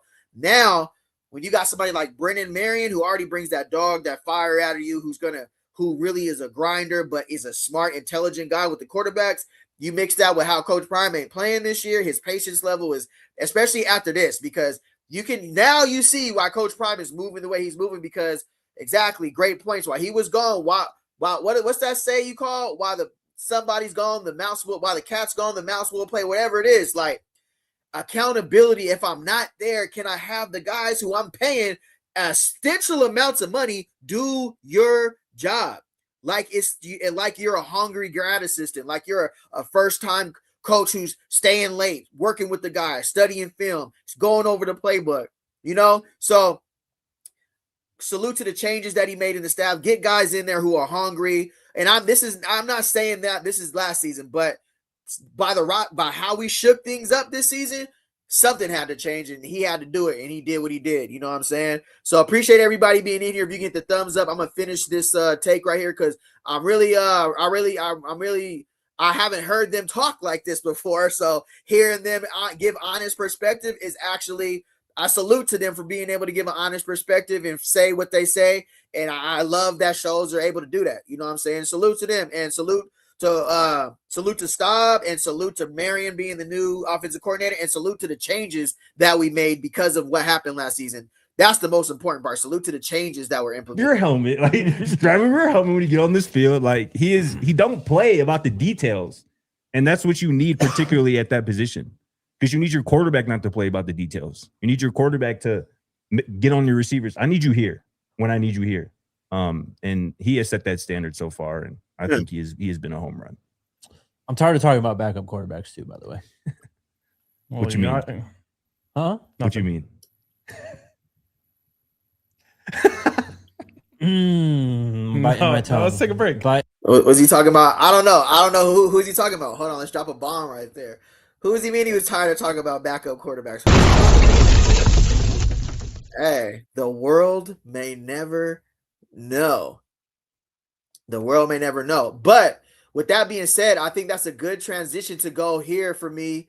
What I wanted to talk about with Brennan Marion actually being the new offensive coordinator and the quarterbacks coach, right? So that I said that segment so I could go directly into this next talking points I want to talk about. Appreciate you guys being in here. If you can hit the thumbs up, I really appreciate it. We're about to talk about what Brennan Marion is looking for as both a quarterbacks coach and an offensive coordinator, right? So by week 3 of spring football, what offensive coordinators and quarterbacks coaches are looking for, right? Command of the offense, right? By week 3, offensive coaches want the quarterback to stop looking like he is memorizing and start looking like he is running the offense. Tennessee's Josh Heupel described this as command and control, including checks, protections, and hot routes. Nick Saban made the same broader point in scrimmage settings. Players must understand the system well enough to apply it when coaches are no longer telling them what to do, right? So for Brennan Marion, right, he wants faster operation and cleaner communication. At this stage, OCs and quarterback coaches expect smoother pre-snap operation, getting lined up faster, communicating protections, handling motions, checks, and getting the unit into the right call without confusion. Heupel specifically tied quarterback growth to controlling protections and understanding hot answers, which is exactly the kind of week 3 checkpoint an OC/quarterbacks coach like Marion would care about. Listen, Marion ain't here to baby you. Marion ain't here to hold your hand. He was hired to do a job, and that's what he's looking for right now. And he's bringing his offense. So you guys got to understand too. I mean, not you guys. We got to understand too. He's looking at the person that's going to run his offense, okay? He's trying to find the quarterbacks that's going to run his offense. He's not looking for the quarterback who we want.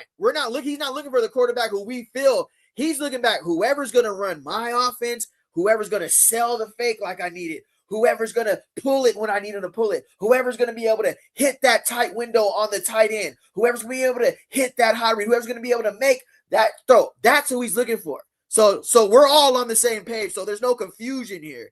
That's what he's looking for, bro. And you can see in the sights and the sounds, he going to tell you exactly what he's looking for. And it's week 1. All right, I'm installing the offense. Week 2, all right, now we should be picking it up. Week 3, I'm looking for who got it. I'm looking for who's leading. I'm looking who's faster operation and cleaner communication. All right, now this college football we're talking about, big business, big money, consistency over flash, right? Great offensive coaches are not just chasing highlight throws. Saban says some guys play well, but others still need to learn to play well consistently. Marcus Freeman's standard lines were up with that too. Trust is built by doing your job over and over. For an offensive coordinator and quarterback coach, that means fewer bad decisions, fewer wasted plays, fewer mental busts at the same level of execution after every rep, right? It's starting to heat up now, right? So week 3 of spring football, what offensive coordinators and quarterback coaches are looking for? Eliminate the negative plays, right? How everybody doing in the chat? What's good? What's good? What is good? What's the word? All right. So specifically, if you're here, we're talking about Brennan Marion. We're talking about what an offensive coordinator and a quarterback's coach is looking for. All right. He wants you to eliminate negative plays. Saban was blunt that quarterbacks have to eliminate the bad plays to play winning football. He tied that to turnovers and to the idea that every series should end in a kick, not a giveaway. You got to put points on the board, right? We don't want to punt. We want to get at least a kick, which means that well, that's a great point. Should end in a kick. Either we're kicking a field goal or we're kicking off because it's a touchdown, right? For Marion as an OC, week 3 is when he should want to see the offense create explosive plays without living in sacks, pre-snap penalties, busted protections, or bad interceptions, right? That's what Brennan Marion is looking for. Pocket control and protection control and decision-making, right? Quarterback coaches especially want to see whether the quarterback is handling the pocket and protection structure the right way. Heupel's week 3 comments about quarterback development centered on checks, protections, and trust. Saban also said scrimmages show whether a player understands what he is supposed to do against a certain protection or look and can execute it with discipline, right? And let's get it, bro. Let's get down to the nitty-gritty, right? Situational football, bro. We're in spring football week 3. Power 4, $1 million coaches, $1 million head coaches. The play callers on offense and defense are you. We want you guys to. You brought us here to call the plays. Now I need for the guys that you gave us to be able to deliver the plays. It's a full circle. Brennan Marion got to bring in some of his guys, but now I'm working with the guys who you're presenting me. So I need the guys that you guys are giving me because I'm here to do my job. I need for the guys that you guys are presenting to me to do their job. Week 3 usually moves deeper into game situations. 3rd down, red zone, 2-minute backed up special situations. For an OC and quarterback coach, this is huge because it shows whether the quarterback can manage the offense when the rep has context and consequences, right? So spring work highlighted situational football, and Saban specifically referenced decision-making and in-game management spots, bruh. And this is most important, trust and leadership. By week 3, offensive coaches want to know whether the quarterback and offensive leaders can calm the group, keep the offense organized, and play with confidence, all right? We want to see guys out there that put in the belt. Hey, go put belt. When I call this play, I need you to get in this huddle, look at the players. I need you to look at on one-on-one, ready, break, Tom Brady. On one-on-one, ready, break, Peyton Manning. On one-on-one, ready, break, Mike Vick. Guys that we know. If Mike Vick, if the play breakdown, don't worry about it. I'm going to get it done with these feet. Hey, let the play be done. I'm out of there. Don't matter. Lamar Jackson, don't worry about it, coach. 1, 2, 3, it ain't there. It's time for me to get busy. 60 yards to the house. That's what we're looking for now. We're not looking for Uncle Keith, I see you in there. I'm going to bring you on just a second, Uncle Keith. Let me get through here. I see you in there. All right, so by week 3, offensive coaches want to know whether the quarterback and offensive leaders can calm the group, keep the offense organized, and play with confidence. Freeman, the Kansas State quarterback, emphasized trust repeatedly in spring, and Heupel's praise for quarterback growth was tied directly to increased trust, right?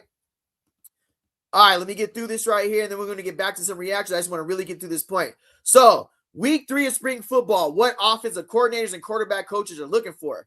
The offense should look cleaner, right? We want it to look cleaner, right? Like fewer alignment issues, fewer delays, confusion moments, fewer repeated mistakes, and better tempo. Saban called out mental errors, penalties, and lack of focus as things that must get cleaned up as spring progresses. Nick Saban, what you do in practice is what prepares you, right?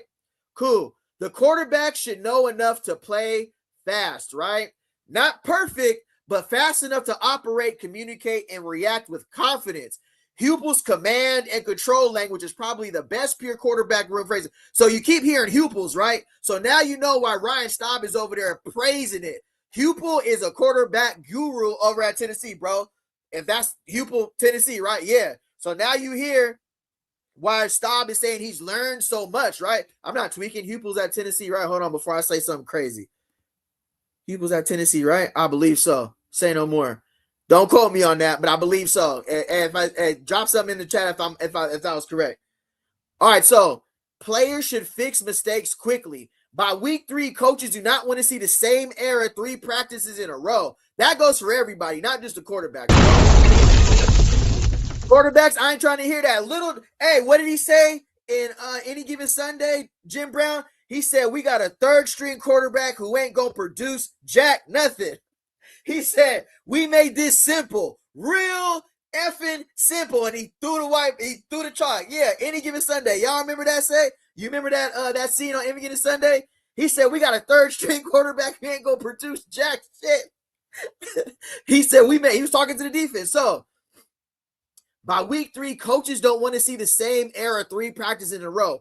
Saban said players have to be committed to not just competitive moments, but in every rep, meeting, and learning opportunity. You got to be locked in. And coming off the spring break, Swayze gonna try to put a belt on them boys. What? We gonna see who ain't been living right. Yeah. Oh, I'm gonna get to that point though. I'm getting there, right? So the offense should be able to handle situational demands, right? Third down, red zone, pressure looks, protection checks, tempo changes, and clock awareness. Something we did horrible last season.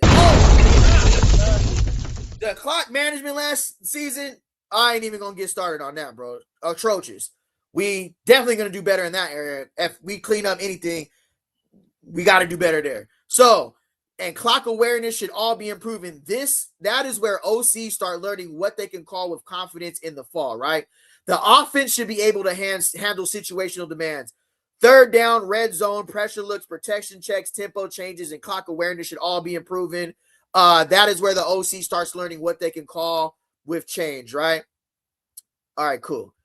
All right, Mr. Uncle Keith, I'm going to let me see. Did he say anything else? Hold on real quick. Let me go here. Actually, I think that's a good place to bring you on, Mr. Keith. You are familiar with the show. You know what it do. All right, Mr. Keith, disclaimer before you go on. I'm going to let you rock out, Mr. Keith. I want to be able to keep this on YouTube. Say no more. Hey, hold me down. Hold me down. I'm in a better state of mind today, so we okay. We okay. Okay. All right. How you doing today, sir? How you doing? I'm doing. Hey, it's always good to be on the side of the dirt, as always. Oh, say no more. All right. So we heard what DMVR what they were reacting to Ryan Staub's comments and what was said. How do you feel about Ryan Staub's comments? Hey, is he lying? I don't think he was lying, to be honest. It was coaching malpractice, dog. Let's call it like it is. A coaching malpractice. Like you go to a doctor's office and doctors, lawsuits happen because of malpractice. You can't. What they did to Ryan Staub. I don't want Ryan Staub it's like he's playing a victim type of situation, but it's not, because it's true. You're supposed to prepare not only your starting quarterback, but you knew Shedeur leaving. You knew what was going on. And see, Shermer failed to impose his coaching logic and his program and his system into the future. It was everything. He gave the keys to Shedeur, said, "Here, run it the way you feel like how." That's what it seemed like. They run it the way you feel like. You make your comfort for you to be comfortable. You and the boys, y'all go ahead and do your thing, and then when you leave, or well. But then when you came in with Caden Salter, you came in with the Staub, and you got a young guy like Julian Lewis coming through. You gotta set the tone differently than you did when you have Shedeur at the helm. So he failed on that.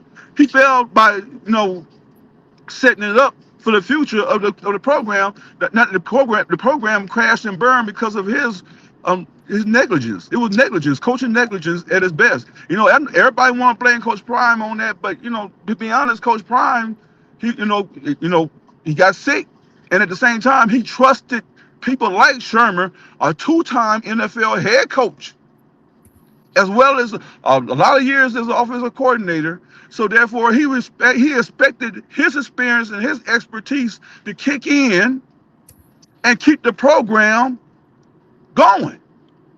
While he was gone, because he got ill, he was hoping and praying that Livingston lived up to his name of the NFL experience and keep the program above water while he was trying to healing from cancer. But they failed Coach Prime. People got to understand that the coaching staff that Coach Prime had last year, they failed Coach Prime. Coach Prime was going through some stuff, and they didn't have his back. Yeah, That's what upset me. That's what upset me. And then everybody want to sit there and take the easy way out by saying, "Oh, Coach Prime is stupid and this and that." Man, look, man, your brain would not be working effectively with all the meds and the chemo and all that. What he had to go through. He got to wear a diaper. He got to go to a porta potty on the sideline. Damn, he got 8 toes. What the hell you expect? Man, that'll mess with a man's mind. But then you want to sit there and they want to sit there and throw all these daggers, but everybody failed to put the focus on the right area, which was these assistant coaches. They let Staub down. They let him down. They let not only Staub down, they let everybody else down too. But also what other question you had there for us? The program in year 3. Year 3. You said not year 3, but week 3. You said week 3. So how important is spring football for transfer portal players? And what do they do in spring carry over into fall camp? So basically, do you feel like they're forming the depth chart right now, or do you in week 3, or do you feel like they wait till the summer to really shape it? I hope they got some understanding of a depth chart right now. I hope so. Especially, see, my focus right now is more or less of the offensive line in the trenches, the defensive line as well. I think it's time for the guys to start opposing their will as far as trenches and letting the guys in the trenches know that it's different from the last 2 or 3 years when Coach Prime got there. It's time for the linemen to kick in and really get going. Because I'm gonna tell you something that Coach Jim Harbaugh said up in Michigan, and it stuck to me. It was very, very stuck. It stuck to me, and I'm gonna say this. Okay. Offensive linemen don't need any position to succeed in the football field. Offensive linemen, 5 guys working as a unit, don't need nobody in order to succeed. They don't need a quarterback. They don't need a running back. They don't need any receivers. All they have to do is impose their will, along with a couple of good blocking tight ends, and kick ass up and down the field and pose their will. When I watched Michigan beat Penn State a couple of years back, people forget Michigan ran the same play 30 times down Penn State throat. 30 times, same play. They said, you can't stop it. We're going to keep running. And they had J.J. McCarthy. They had other great, good offensive weapons. But they said, no, we're going to leave it to our offensive linemen to impose their will. And guess what? They put belt to ass. Say no more. And I mean, that's called imposing your will. That's called putting all your chips on the table and say, linemen, here we go. Coaches like Gunner, coaches like Big George and Andre, the great buff Andre and all them, they got to step their game up in the coaching along with and get the understanding of Coach Marion's system and really start imposing their will so we can see that Bama running back and start seeing Big Henderson and all them start running the ball clearly. It's time because once that running game kick in and they really get going and for us imposing their will in the defensive line, they have to find a way to find chemistry and get that defense. The line, it's about the line. It's about the trenches. Absolutely. That's what it's all about. And then you do that, you take care of that, the game gets simple. But right now, everybody get too caught up in this quarterback this and all this and all that. No, that's good talk, that's good content and all that. But when it comes down to it, it's all about the linemen, baby, offense and defense. Like they say on Drumline, one band, one sound. One band, one sound. And if you know what my man say when he said, you hear that tune, you hear that tune. If you don't hear that, if you don't hear that, guess what? You're dead. It's called flatline. That's a fact. All right. Great. Hey, that's all great points, Mr. Cream. I'm going to move on to the next question. Some heat right there. All right. So, odds makers set Colorado's win total at 4.5. Are you surprised? Is that way too low, too high, or just right, in your opinion? Hey, I'm gonna be real, dog. This schedule is rough. It's a rough schedule. It's a It's rough tough. schedule. Like I said before, those first 4 or 5 games going to be rough. They got to have at least 3 games before that first bye week. They got to have a 3 game at least. No worse. They got to go no worse than 3 games. No worse. They got to go with 3 to 4 game victory before that first bye week. They got to. And Absolutely. then it's because I'm telling you right now, if they don't, yeah, we're looking at, I say 5 and 7, dog. You're looking at 5 and 7, staring right there in the face. Ain't no way. Because this is what. Pay attention now. Listen to what I'm saying. I'm saying because look, a lot of things going to happen in those first 5 games. Right. Along with those first 5 games, is going to come with what? Emotions. A lot of people, people going to be in their feelings. People going to, the coach is going to get tight. The body cinches up because things not going as planned. There's going to be some games like that, and there's going to be some, the practice is going to be a little ill. Then you got injuries. Then you got those so-called injuries, if you know what I mean. You know what I mean? Those so-called fan duel injuries, if you know what I mean. So yeah, I'm going there. I'm going there. And then we all know what happened last year. So therefore, after those first 5 games, if we come through and everybody come with a positive mindset after the bye week, guess what? Now you playing. Now you got something looking forward to. But after them first 5 games going to dictate a lot because they got to go against Georgia Tech. That Georgia Tech game is very important because think about it. Juju going to the Georgia Tech game. To Georgia. Now everybody can say what they want to say, but remember Juju and Coach Marion. Coach Marion he got a lot of connections in Atlanta. Oh yeah, for sure. Oh, absolutely. It's a big home party. It's a big recruiting. So this is a recruiting thing here, like it happened in UCF in Florida when the boys went down in UCF and Gus Miles on and they put belt to ass. And guess what? The recruits stopped. They started lining up, wanting to come to be above. The same thing can happen in Atlanta. They can snatch a lot of recruits from Georgia Bulldogs if they do well, and then they get the momentum going. You go to Weber State, you got the momentum going. You go to Weber State, so now you're feeling good, and you're gonna put belt to ass on Weber State. Okay, that's good.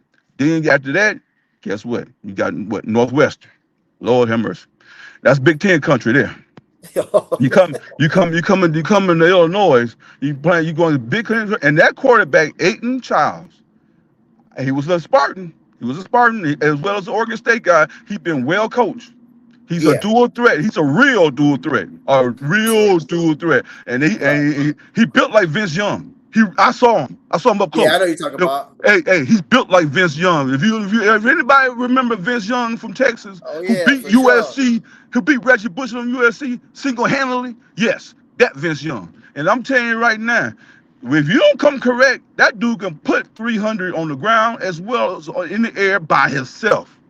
So now with that game, then you come with Texas Tech, I think. Is that next? Or Cincy, one of them. Then you got Texas Tech coming. Okay. Now you got looking at 2 home games. 2 home games. So Texas Tech, and then after the bye week, you come in with Utah. Okay. This is it. Now injuries. Yeah. Now the real injuries or the fan duel injuries. That's what I'm saying. And now, great. And that's all I'm going to say. Because now life after those games, now you're looking at very winnable games the rest of the way. But at the same time, though, what was the damage after that Texas Tech and Utah game? What was the damage? Right. So now we got to look at that. All right. You're starting to go a little, I don't know if your reception's there, Keith, but I appreciate it. I appreciate your perspective. You're starting to, I don't know if you ran into some reception issues there, but always.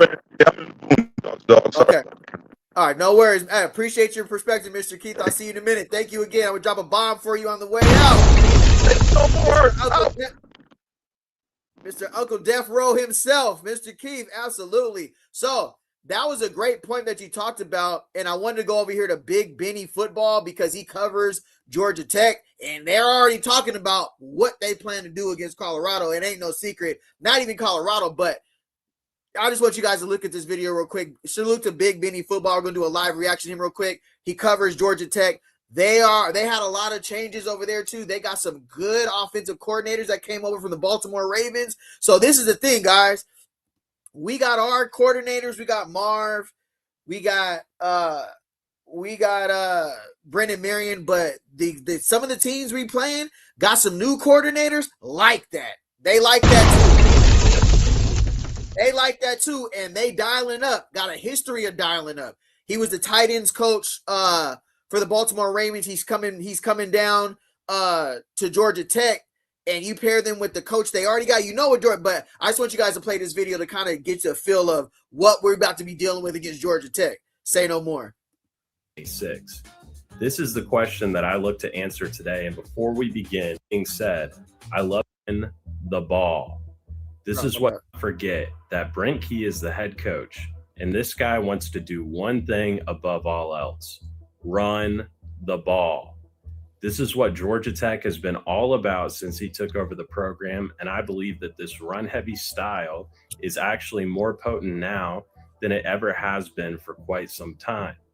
The biggest reason for this is the new clock rules that were implemented before the start of the 2024 season.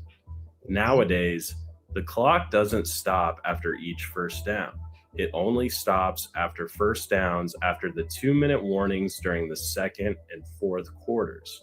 This means a shorter game, which equals less possessions for each team. Because did y'all hear that? We're running back. So, like I said, the new rules that implemented in 2024, the clock runs after first down, and then what'd he say? Second and fourth down. God damn it, what'd he say? This means a shorter game. It only stops after first downs after the 2-minute warnings during the second and fourth quarters. Okay, cool. This means a shorter game, which equals less possessions for each team. Because there are... So you know how to stop Brennan Marion's offense? You run the ball and you control the clock, and we don't even get to see it. Go becomes a no-no if our goddamn defense can't stop the ball. Because against Georgia Tech, we might come out there and see first quarter, Georgia Tech takes over. Wins the kickoff. Starts on 1st and 15. Gets to they're kicking a field goal with eight minutes left in the first quarter, bro. That's what they want to do. And if our defensive line and if our linebackers, we got to come out and set the tone off the rip, bro. Nah, first and 10, got to be 2nd and 12, 2nd and 13, 2nd and 11. It can't be 2nd and 2 and the clock's running. And Mendoza's brothers walking to the huddle. Take your time. Tell everybody, settle down. We're going to run this whole clock out because we ain't going to worry about Marion's offense because we're going to condense how many times he gets the ball for the game. So it don't matter who, Perry, Scudero, Valero, it'll be Georgia Tech in 5, bro, if we don't stop the damn run. Tell you that right now. Straight up. All right, we're doing a live reaction to, what's his name? Big Timmy, Big Benny's Football. Salute to Big Benny's Football. Go like, comment, and subscribe. Let me hit him a thumbs up. But they still talking heavy. Hold on, we just getting started. Or less possessions, each one is that much more valuable. It is a bigger advantage than ever to be able to control the pace of the game and restrict the amount of time that the opposing team is on offense. The best way to control the pace of the game is a strong and consistent running game. And like I said, Tech has been a run-heavy offense under Coach Key, but they have had to do it more creatively. Lots of RPOs, stretch plays, counters, quarterback draws. You get the idea. However, Tech has not been a complete team when it comes to running the football. And what I mean by this is Tech's offense has struggled with running the ball consistently up the middle with the running backs, especially in short yardage situations. Using Haynes King as a short yardage runner has put a Band-Aid on the issue for the last 3 years. However, he is one of one in that department, and it is unlikely that we will be able to replicate that style. So That's a plus I'm gonna give us. We ain't going against the ACC Player of the Year from last season who put Haynes King's not there, so that gives they're dealing with a brand new offense too. But we understand what Brent Key wants to do. He's one of them coaches. If you come to Georgia Tech, if you're a receiver, you get in where you fit in. We run the ball here, and that's what gets you 9-4 and ranked top 25. Georgia Tech was a 9-4 team, ranked top 25, and we had every chance to beat them last season. I'm gonna say that for sure. Before I keep moving, we could have beat them.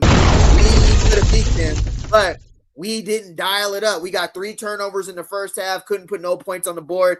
That's supposed to be up 20. That's supposed to be at least 9 points off of field goals at least. We didn't even sniff it, and we didn't take no time off the clock. We went 3 and out, and then punted. So that's going to be the difference with them, with Fernando Mendoza, whoever quarterback wins the starting job. At least it's not Haynes King in 20. We got to open up with that, because that's tough. The current set of quarterbacks on the roster. This means that the offense will need to lean a lot more on the traditional run game to convert in these situations. And when looking across college football, a team that was great in these spots this season was Miami.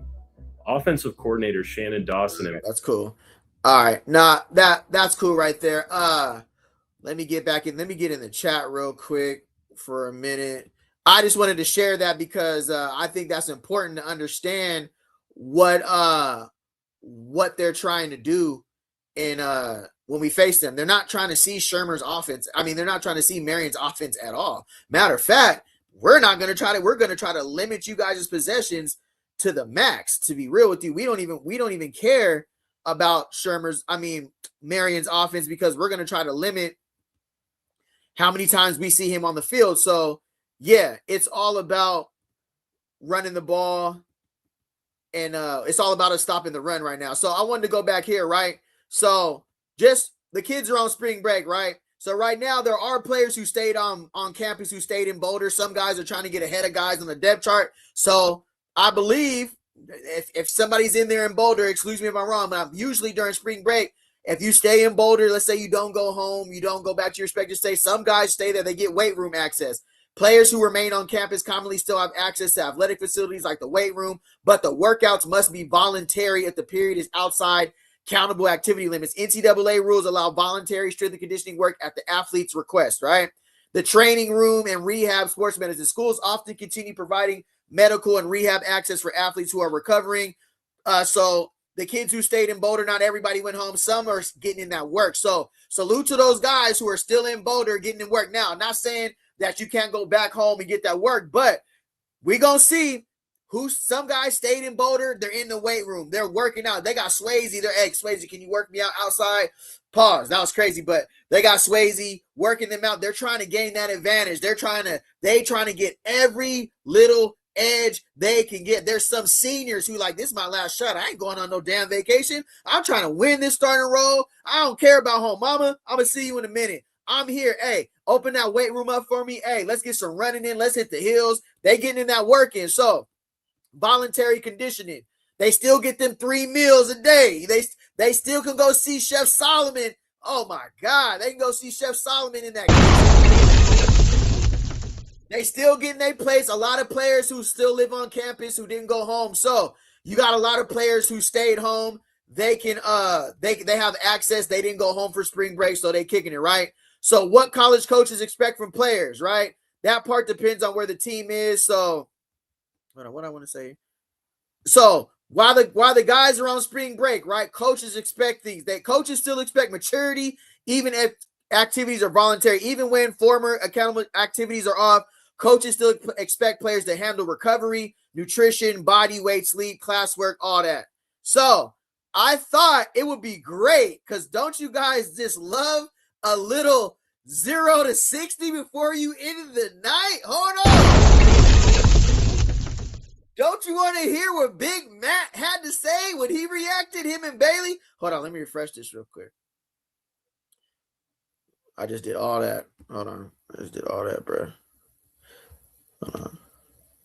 Hold on. My bad. Let me refresh this page real quick. Oh, you thought we wasn't going to go there? Oh, yeah. You know you rocking with Say No More, bro. You know how we do. Hold on. Appreciate y'all being here. If you can hit the thumbs up. Hey, all love, all respect. All right, there we go. Okay, cool. Let's go there. Whatever. That's how it looks. Damn it. Let me add this on there. Hold on, my bad. Getting this together. Appreciate y'all being in here. On my channel, we live react to everybody. If it's Colorado, I'm gonna talk about it. So they tapped in with 0 to 60. They tapped in with Matt Macheski, just seeing how they felt about the spring scrimmage. I seen it on there earlier. I said, hey, I might react to that later. See what Matt's talking about. Now, if you don't know Matt Macheski, he played for the Denver Broncos. He played for Colorado, retired ex-NFL guy. He has his own take on Colorado football. It's not more, he doesn't agree with everything he says, what he says how he feels. Some people agree with it, some people don't. So if this isn't for you, you can drop off. I'll see you tomorrow. All love, all respect. No love lost, all good. Hey, if you don't mind just talking football and seeing what Matt had to talk about, salute to Matt 060. We're going to do a live reaction. Say no more. Matt, I got to ask you a question right out the gate here. But first, I want to just kind of show some clips from practice and different things. But Colorado may have a quarterback battle on their hands, Matt. Take a look at some of these clips from practice here. Oh, that was crazy. All right, hold on. Let me get this out the back. Yeah, so I always like to kind of, tap in and see what Matt had to say because, at the end of the day, he's in Boulder. He lives in Colorado. He's trying to create that get the recruits up there. They have Jackson Roper. He talks about Jackson Roper, I believe, how his visit went. Gives us interesting perspective. So I want to hear what he has to say. Say no more.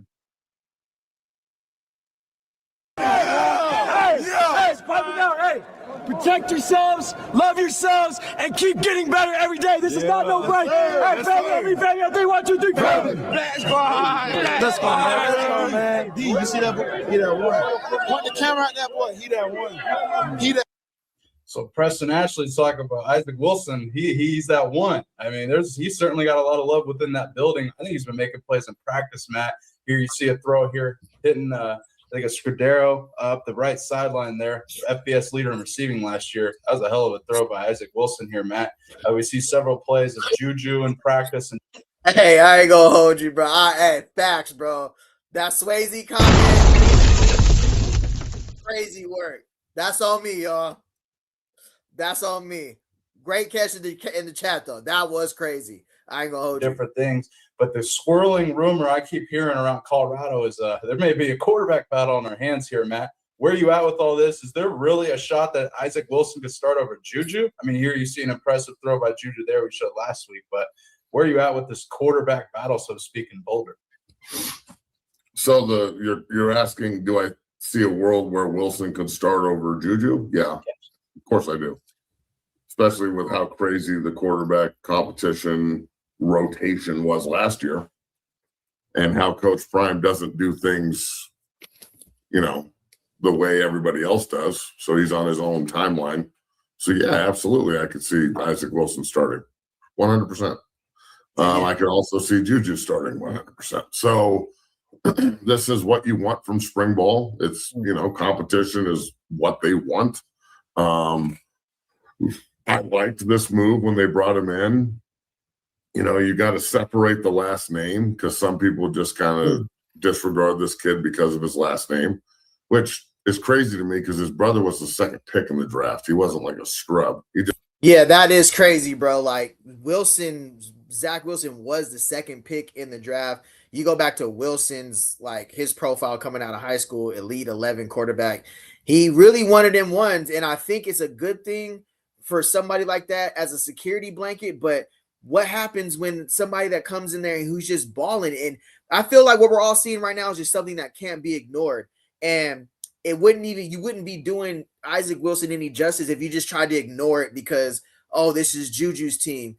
Two things can be right at the same time. Julian Lewis can be doing his thing and Isaac Wilson can be balling too. So I think it's a big time. If you're a Colorado football fan, show some love. If bruh's balling, he balling, bro. You know what I'm saying? If Juju's balling, he balling. It is what it is. It doesn't take away from nobody. We're on the same team. You feel me? We're going for the same team. He's just not a very good pro yet. You never know. He could Sam Darnold this bitch for all we know.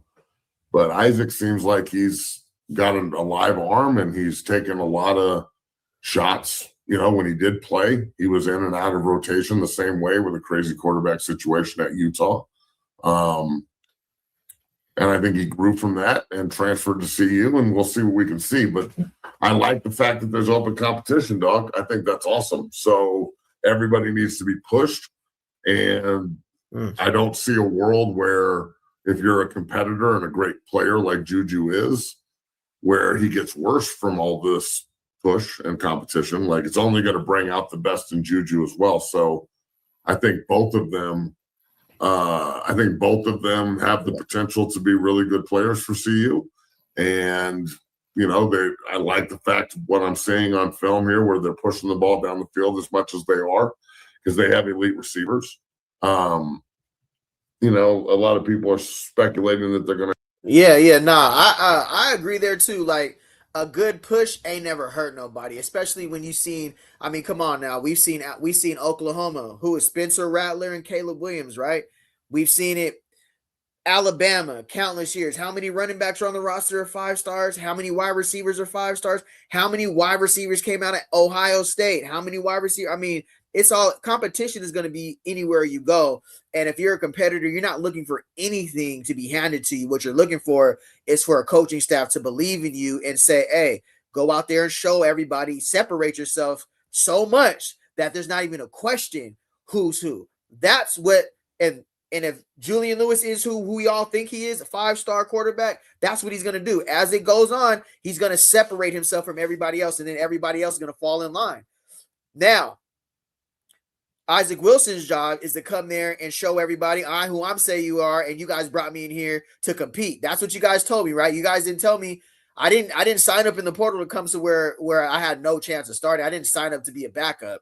I doubt that. Somebody like Wilson, I doubt that, who already played games last year.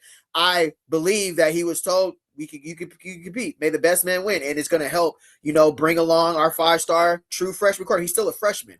You feel me? But he did his dance last season too. He didn't turn the ball over. But I agree. A competition only helps bring out the best in him, just how competition is everywhere.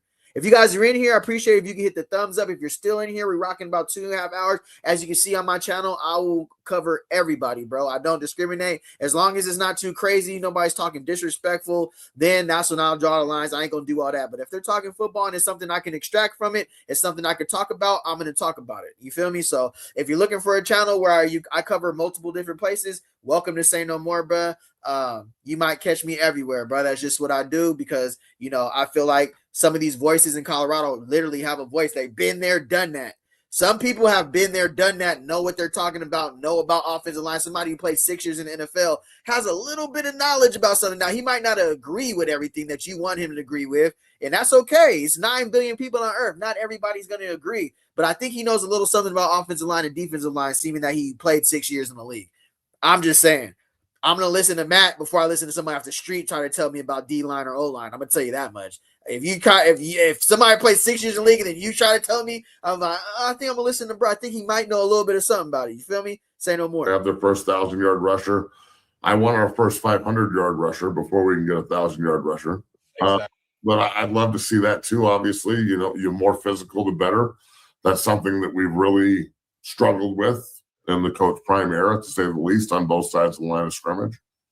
But look, that's neither here nor there. Yes, I see a world where Isaac Wilson could start, and we'll see if he can run Marion's go-go the same way Juju can. So I'd imagine that, look, Juju can run.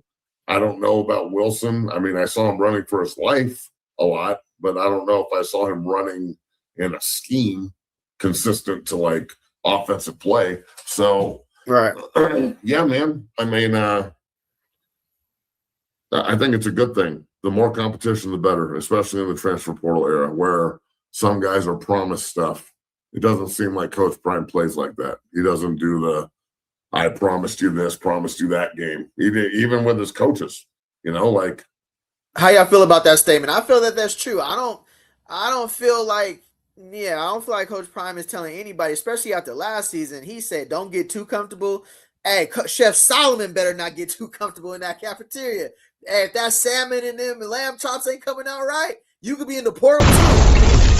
Straight up. Hey, this is no tolerance. We heard Bucky say already, bro, he ain't playing this year. So, yeah, I agree. I don't think nobody's getting handed nothing because that's where you get comfortable. And that's what happened with Colorado last season.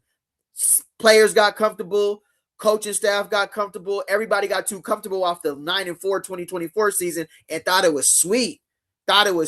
So, I agree there.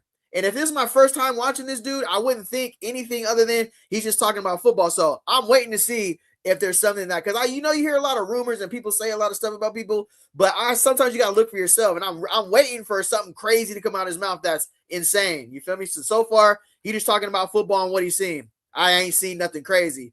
I'm just waiting to see if I see something that looks like, oh man, you're wrong. I can't watch you. Oh, you're on the block list. I haven't seen it yet. He just talked normal football right now. Say no more. And he's not shy about getting rid of people either. So I respect it.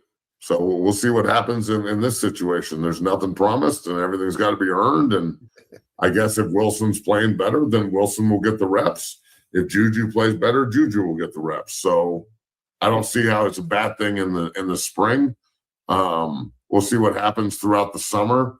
And then, in fall camp, if the first guy to run out there with the ones, I'd imagine is going to be Juju. Right. Yep. If it's not, then yeah, man, we got something to talk about. Even if it is Juju, something to talk about. Isaac's going to be on his ass. Remember everyone, there's no spring transfer portal window anymore. So nobody can transfer again until next January, right? Facts. Yep. So you got to make this work. So that is a good thing that they did, restricting the transfer portal window by just one time. Now, yeah, I agree with that too. So once you got here, you have to know. So that takes me back to my point with Wilson too. Like, guys who are redshirt sophomores, redshirt freshmen, you're coming somewhere, you understand what you're bringing in here. But I believe Brennan Marion really sought after Wilson, but I think he looked at him and said, hey, somebody who could fit my scheme, fit my system. He knew who Juju was. He was returning to the team. We understand this is a starter from last season, but Brennan Marion comes from that UNLV, the Texas, who was there? Arch Manning and who's about to go. Like, he came from, he's came from several different programs where there's multiple quarterbacks, and he understands what quarterback competitions do. It only builds it. So yeah, I think what we're seeing right now is kind of what he said. Like, it's Wilson's, it's Juju's job to lose, and I feel like by Wilson being there to push him is going to bring out, even him being 18 years old, he's already a mature kid for 18. He's already showed he can step in there and light it up. He did that last season, but I love the quarterback room we have in Boulder right now. Hey, I love it, especially coming off the Shador era and what we experienced last season. It wasn't the best show from the quarterback. Salute to those young men, but we just didn't get the best out of that room. I feel like Marion is going to get the best out of Juju. He's going to get the best out of Sweetney. Rest in peace, Ponder. You're going to get the best out of Wilson. If you guys are in here, if you get the thumbs up, we're doing a live reaction to 0 to 60. If you can go like, comment, and subscribe to their page, check them out, see what they're talking about. You know what I'm saying? Take what you want, leave what you don't. That's how it's simple. Take what you like, leave what you don't. Easy call. you got to go work. You can't go to spring and then the coaches can't cut you and the player can't run for greener pastures, perceived greener pastures. So yeah, from a physicality standpoint, going back to the original question, they better figure it out, because I already said that we've talked about this many times, to the point where like it's pissed everybody off up there and they all have an agenda like I don't like them, when all I want is just physical, consistent offensive and defensive line play. And as a guy who played 3 technique up there, like, go put the film on and see if you see me loafing and not making plays. I'm not just talking shit. I think we can be better at that position. I think this Cleveland kid might have a chance to be pretty good, from what I gather. That I think that's the same guy that I'm talking about. Ezra Cleveland, yeah. I think the defense has the potential to be pretty good, but I'm still eager to see what they look like against somebody that's not in black and gold. Everybody looks good in spring. You're playing against each other. Everybody knows the playbook and they're jumping routes, and like you should be getting better in the spring. It's almost set up for everybody to look good so you can get better and build confidence. You don't want to crush everybody's confidence in the spring. Very, very true, because one-on-ones, man, it can get filthy. You can show no mercy, but competition, that doesn't mean it's somebody, that's when you just got to bring them up. Guys who are starting to fall to the back in spring and they're not winning their reps, they're getting belt every rep. That's when the elder classmen guys got to surround them. Hey, you need to get in your playbook. You need to study film. You need to get stronger. And then that's on that player to fix it. And then you figure out about a player like, are you trying to be great? Are you cool getting belt every play? Are you cool being the person that they call out on film with the red dot every, you know what I mean? So that's where great teammates will help you, but they don't help you by holding your hand. They help you by continuously putting belt on you until you say, I had enough, and you do the things to fix it to get better. This is football. It's not, you fall to that bottom of that depth chart when they start giving you that little helmet, when you got the colors on and you running around, you know what I'm saying? That's when you got to do what you got to do to climb up out of there and get better. It's on you. Nobody's going to help you in this year. Like, the coaches are going to tell you what they need from you, where you're slacking at, go over how you can fix it. And then your teammates are going to encourage you, but they're still going to put belt on you when it's time for one-on-ones. It ain't no baby in you. Put the belt. You're trying to build the rapport. So I just want more physical, consistent play on both sides of the line of scrimmage. A lot of that has to do with the play calling. So, Coach Marion, let's get vertical. Let's double team somebody's face with a guard and tackle, and, really, really take it to the other team with trap and power and counter and vertical gap duo schemes, and then hit them with that fucking zone, inside and outside zone scheme. Teach both. All this assumption that you can't teach both or you have to be one or the other is a lie. A good offensive line coach can teach both, and a good offensive line men and scheme and group can learn any scheme and apply. Yeah, well, you're going to see that in the go-go offense. They're going to apply a lot of those. Like, you can look at the playbook. A lot. I'm not going to go over everything he just said, but you can expect that game by game too, by watching film on the other team and seeing where they struggle at. That's what you'll see. That's the beauty about this go-go offense. We're going to see it. We're going to see it diversify by who we play. You feel me? Appreciate you guys being in here. If you can hit the thumbs up. How long we been going? What's this? We on the 2 hour mark. Say no more. We just kicking it. We talking football. Say no more. Appreciate y'all rocking. If you can hit the thumbs up. We're doing a live reaction to 0 to 60. They're talking about this spring scrimmage, and tap in. Week in and week out, we should be changing the scheme that's thrown at the defense to accommodate the defense. If we're playing an over-under team with a 3 technique that likes to get up the field, well, let's run trap at this motherfucker all day and see if he can read a key. Let's double team his ass to death. You know what I'm saying? Let's run a ton of fucking hard sell play action to make sure and accommodate the under front. Why is he in and under front? Things of that nature. If we're playing an odd front, we've got a big eater at fucking nose tackle who's just like that big fucking kid from Texas Tech. What was his name? I think Hunter's who you're talking about from Texas Tech. I think that's it. He's probably a first. Yes, and what I've been hearing about Matt, he wants a nasty nose 3 technique, demands a double team that gets dirty, filthy. And it's true. We're going to need our D-line to set the tone now. We've seen some D-linemen who need some help so far. We've seen a couple guys that, they don't look like our starters. And then we've seen some guys that look like they are who they were in the portal, because D-line was our specialty. Hopper, Edger Christensen, Manuel, even our edges, Lamont Lester, everybody. We got Toby Aneen, Ezekiel. We put some work in the center, but the defensive line, if we can have, if they could come dominate on that base forefront, we could do so much with our linebackers. Gideon, ESPN, Lepeau, Martinez, everybody, even some of our youngsters, a lot of guys been looking good. Goldberg's been looking good. Bo Lapina been looking good. Crawford. I mean, we look good. It's just that front 4. And that's why I'm saying, even if it's not too late, if we see guys getting signed all over the place right now. Hey, if there's still a nasty guy in the portal, if there's still somebody in the portal we can go get, that's a 3 technique that demands a double team, let's go for it, bro. I'm with that. I'm with it. Let's get it, bro. Look, we need it. Bring it on. Appreciate it. All right, I'm going to get through this video. I'm going to all right, cool. Second round pick. Playing for Zarnell Finch, a good friend of mine who's the D-line coach down at Texas Tech. I played with him in Europe. Zarnell fucking raves about that kid. But if you're playing him, we better ace block him, and we better keep 2 on him and that then you have to decide against an odd front, what are your best runs and how do we throw something new at them? We can't just line up on offense and repeat the same shit over and over again and expect it to work. And then on defense, I agree. We've got to have some kind of, I need a true leader and playmaker at either the 5 technique or the 3 technique position. And when they won 9 games, the defensive line was dominant. Facts. It was dominant. Period. And yeah, they got beat up in a couple of games. Kansas beat them up pretty bad. K-State beat them up pretty bad, but they fought back. It was a fucking fist fight. It wasn't a pummeling. Yeah, I mean, I'm gonna give them that. 2024, we was out there putting belt, led the Big 12 in sacks last season.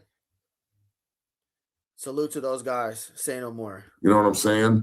They were really, really good in situational pass rush, like situational pass rush events at Texas Tech, and when they were really getting after people's ass, rushing the passer, they were rotating many guys through. But a lot of it, think about how many different 3 techniques we named that year that played pretty well. They were inconsistent, right? We couldn't be consistent to save our life with the same guy.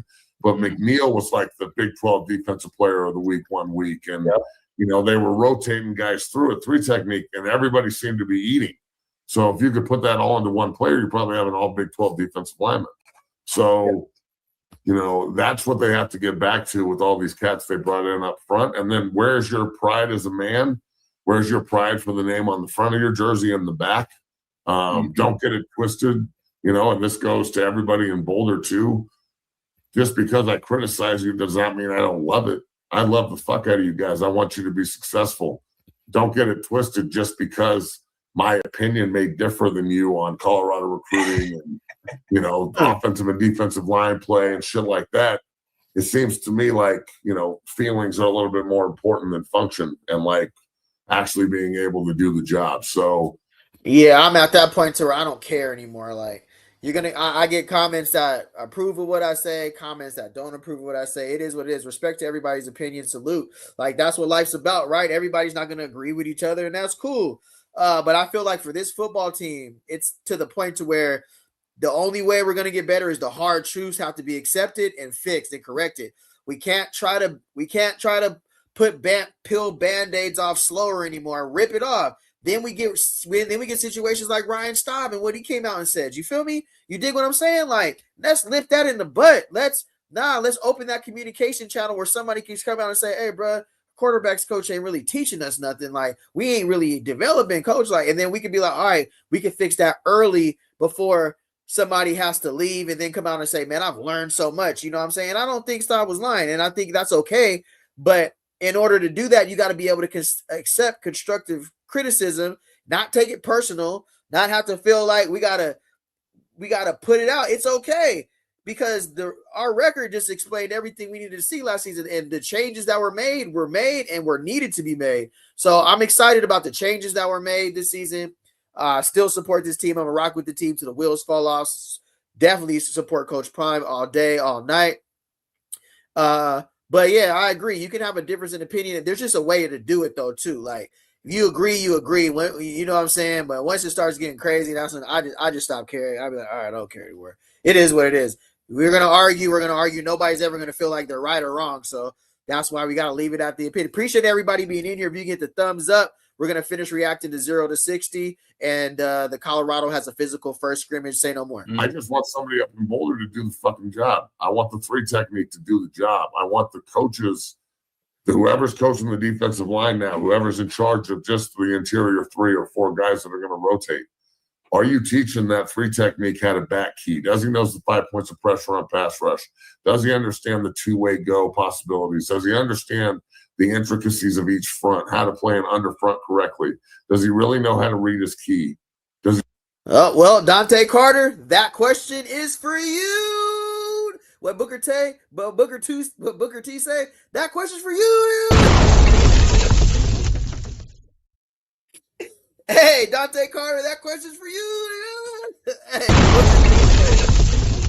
For real, I agree. We want somebody up there that's gonna, hey, teach them boys how to get busy for sure. You really know the difference between post and drive on the offensive line. The 5 or 6 different double team schemes they're going to give him from good offensive linemen that he may not know. Does he know how to play all of them? Does he know how to use the offensive lineman's aggression against them, or is he just aggressive? Is he a true pursuer? Like, is he a guy that you turn on the tape and he's chasing someone's ass down? You know, like, are you chasing the quarterback down? Check the tape.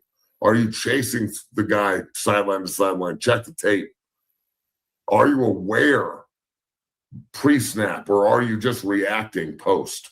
You know what I'm saying? So I call it proactive football players. Are you a proactive football player, or are you just a reactive one? If you're just a reactive one, you better be fucking special, because if you're proactive and you're special, you get unbelievable results at every level. Yeah, I think, once you make it to the NFL too, you get gems and you pick up little stuff that some people aren't privy at the college level. So a lot of the verbiage he was talking about is college stuff, but it's high level NFL learning too, from great position coaches, guys who've been there, done it, played it, Hall of Famers, not even Hall of Famers, and there's coaches who's coached for 20 years, 30 years, 40 years, who will have some tobacco in their mouth and spit, boy, I've been doing this before you've been born. Put your fingers in the dirt and get nasty with it. I want my 5 and my 3 technique. You know what it is like. So it sounds like Matt has got a lot of coaching from a lot of experienced guys, and you don't last 6 years in the NFL when some people don't even make it to the league. Better yet, some people don't even play college football without knowing a little something. So we're just talking football. Sounds like he knows what he's talking about right here. I'm picking up what he's dropping when he's talking about the fronts and the techniques. Sounds like somebody who's been in the NFL for 6 years for sure. And to that point, we promoted Dante Carter. So this is the time to prove that just because you don't have that same type of experience, that you could teach and you could develop our D line as if you were somebody who had years of coaching experience, because that's his job. That's Dante Carter's literal job right now, is to get these guys ahead of the game and ready to dominate. So salute to Dante Carter. I believe in you, bro. Go do your thing. This is your opportunity. Show you could be a grad assistant. You could be around SAP for a year or so, soak up the game, coach other places, and then show that you can actually do it, because we're counting on you more than anybody. The D line has to set the tone. It has to set the standard, bro. For sure. Has to. Appreciate everybody being in here. Oh, too much drama. What's the word? You good, bro? All right, I'm going to bring you on. Remember, keep it respectful. I've been looking at the chat a little bit. Remember, this is YouTube. I got to make sure I keep my show cool. So just come on here as long as we keep it respectful. Something that I don't give, YouTube don't tap in with me. Let's get it. What's going on too much? Ball. What's the word, bro? What's up, man? We're talking ball, man. No worries. We're talking ball. So, right, sure. I'm split with Matt Machese. I am. I'm split. I agree on most of the stuff he says. I disagree on some of the stuff he says. But you cannot deny the passion that he has for Colorado. Just like Ed Reed, Ray Lewis, Michael Irvin, all these other guys at the U. Guess what they do? They go to the game. They're hooting and hollering on podcasts. When Matt does it, it's a problem. But when the guys at the U do it, or other schools around the country, we love it. So you can't deny the guy's passion. This guy has sent a lot of kids to Division I schools all over the country. You can Google it, and he sent guys to the league. This guy has the inside track to some of them block bullies, them underrated block bullies on the offense and the defensive line that are getting overlooked in Colorado, that are either going to our rivals or going to other schools, and they're flourishing while we're going to the transfer portal recycling players. Yeah, absolutely. I mean, I'm sorry, man. I really, I'm starting to turn over a new leaf with this guy, because the guy knows what he's talking about. The thing is, he can coach offense and defensive line. We need tenacity like this. Just imagine if we had this guy on our staff. The way he yells, the way he talks is more authentic than some of the coaches that Coach Prime have on the staff right now. That's just my opinion. For sure. No, respect to your opinion, Brandon. That's what I love about this channel, is that you're, say what you got to say how you feel, because that has to be respected. Like I said, like, everybody's voice needs to be heard, and you offered some great perspective, Stay, for sure. Like, yeah, when it comes to Matt, like I was just talking about his football knowledge and what he's talking about, 6 years in NFL, am I gonna, if he's talking to me about offensive line or defensive line, I think I'm gonna listen, bro. I'm not, I'm just saying, you know what I'm saying? Like, and you can't take, the one thing you can't do is you can never take that away from him. Matt, I don't care what you say about how you feel about how he delivers or what he says about somebody you like. I understand that if you come to somebody's protection, that's what's up. But trying to take away what his knowledge is and what he's done, you can't take that away, bro. Sorry, that's standard. And he has mad connections even outside of Colorado. But let's just stay in state. Taking kids away from Air Force, taking kids away from Colorado State, getting the best players to stay in. I don't care about the skill players. Yeah, go get them from Georgia, go get them from Texas, go get them from Florida. But the meat and potatoes, there's a lot of big dogs in Colorado, and even the state above Colorado, you can grab all that. You can have a Colorado-Wyoming pipeline of getting offensive line and even some pretty good defensive lines that get the linemen that get overlooked. For sure, absolutely, yeah. What somebody says about how they feel about somebody's coaching philosophy or anything, I really don't. That's somebody's opinion. I don't really take that. You know, I'm not here for that. But yeah, great take. Too much drama in TV. Anything else you wanted to say? No, man. Again, I respect the heck out of this guy. This guy knows his stuff.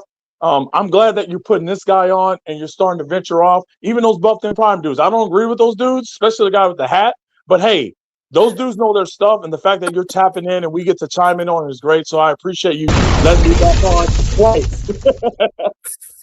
Nah, CT the fan, bro. He asked him so many questions. He doesn't know nothing, bro. It's crazy. What happened? What happened? No, he be asking him questions, bro. He doesn't know nothing. Dog, I don't know what that dude. I don't know what he's doing there, but I want to send him a hat, dude. Because this hat is so big. It reminds me of Gilly. You know Gilly with them big hats. This. Nah, he makes the show. He makes the show work, though. He makes the show. I think that channel was his. Actually, I think he was buffed in prime, and then that other dude came. I think that was because I think he was the fan, and the other dude was the brains. Because the other dude, I have no idea what he's doing. He just laughed the whole time. And cosigns. I don't know what that is. Yeah. But to your point though, that's exactly what I'm doing on my channel because I like to venture off and just see what everybody has to say, and I just stay out of everything. Like I'm from an era where if it doesn't really directly concern me, it's not really my concern, and I respect everybody's opinion in their titles, but sometimes that's what happened to me. Like somebody's tried to dictate who I can watch and who I can't watch. Nah, man, I'm gonna tell you right now. I'm gonna tell you right now. Yeah. There ain't no way. One last thing. Make sure. Why don't you check out Dave? Dave, that guy cracks me up. You want to talk about a passionate fan? Check him out every once in a while. He makes me laugh. Yeah. Dave knows, but he's really funny, man. He's pretty cool. Just check him out, man. The good thing is, eventually you're gonna be on there with him, dude. Your channel's gonna blow up to where you're gonna be on there. So kudos to you, man. Thanks for having me on again, though. I appreciate it too much. See you in a minute. All right, gone. Peace. All right, brother. All right, cool. All right, we got Don P in the building. All right, Don P, before I bring you on, I got to give you a disclaimer. I respect your opinion, whatever you say. Just keep it respectful about who we're talking about, the chat and the here, and it's all good. All right, Don P, what's the word, bro? Yo. What's good? I can't hear. Hold on. Can you hear me? Yo, can you hear me? Yeah. Can you hear me? I can't hear you. Hold on. Let me leave the stage and come back. All right.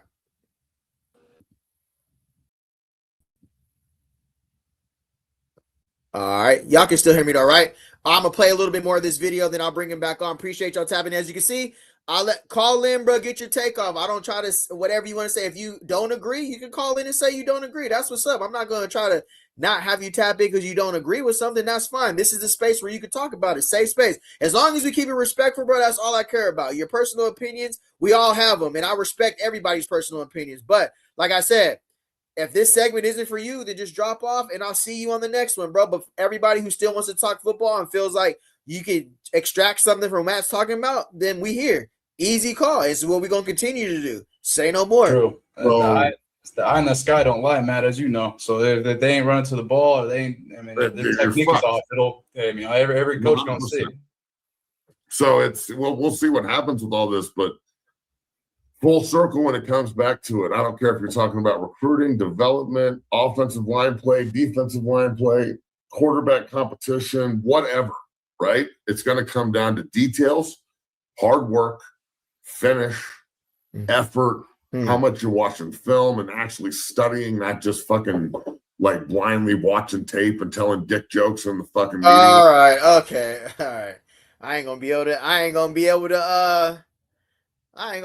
put this out. If I keep watching him, I ain't gonna hold you. Hey, I think that's a good place to end it, though. I appreciate you guys tapping in. Listen, we went for like 2 hours and 20 minutes.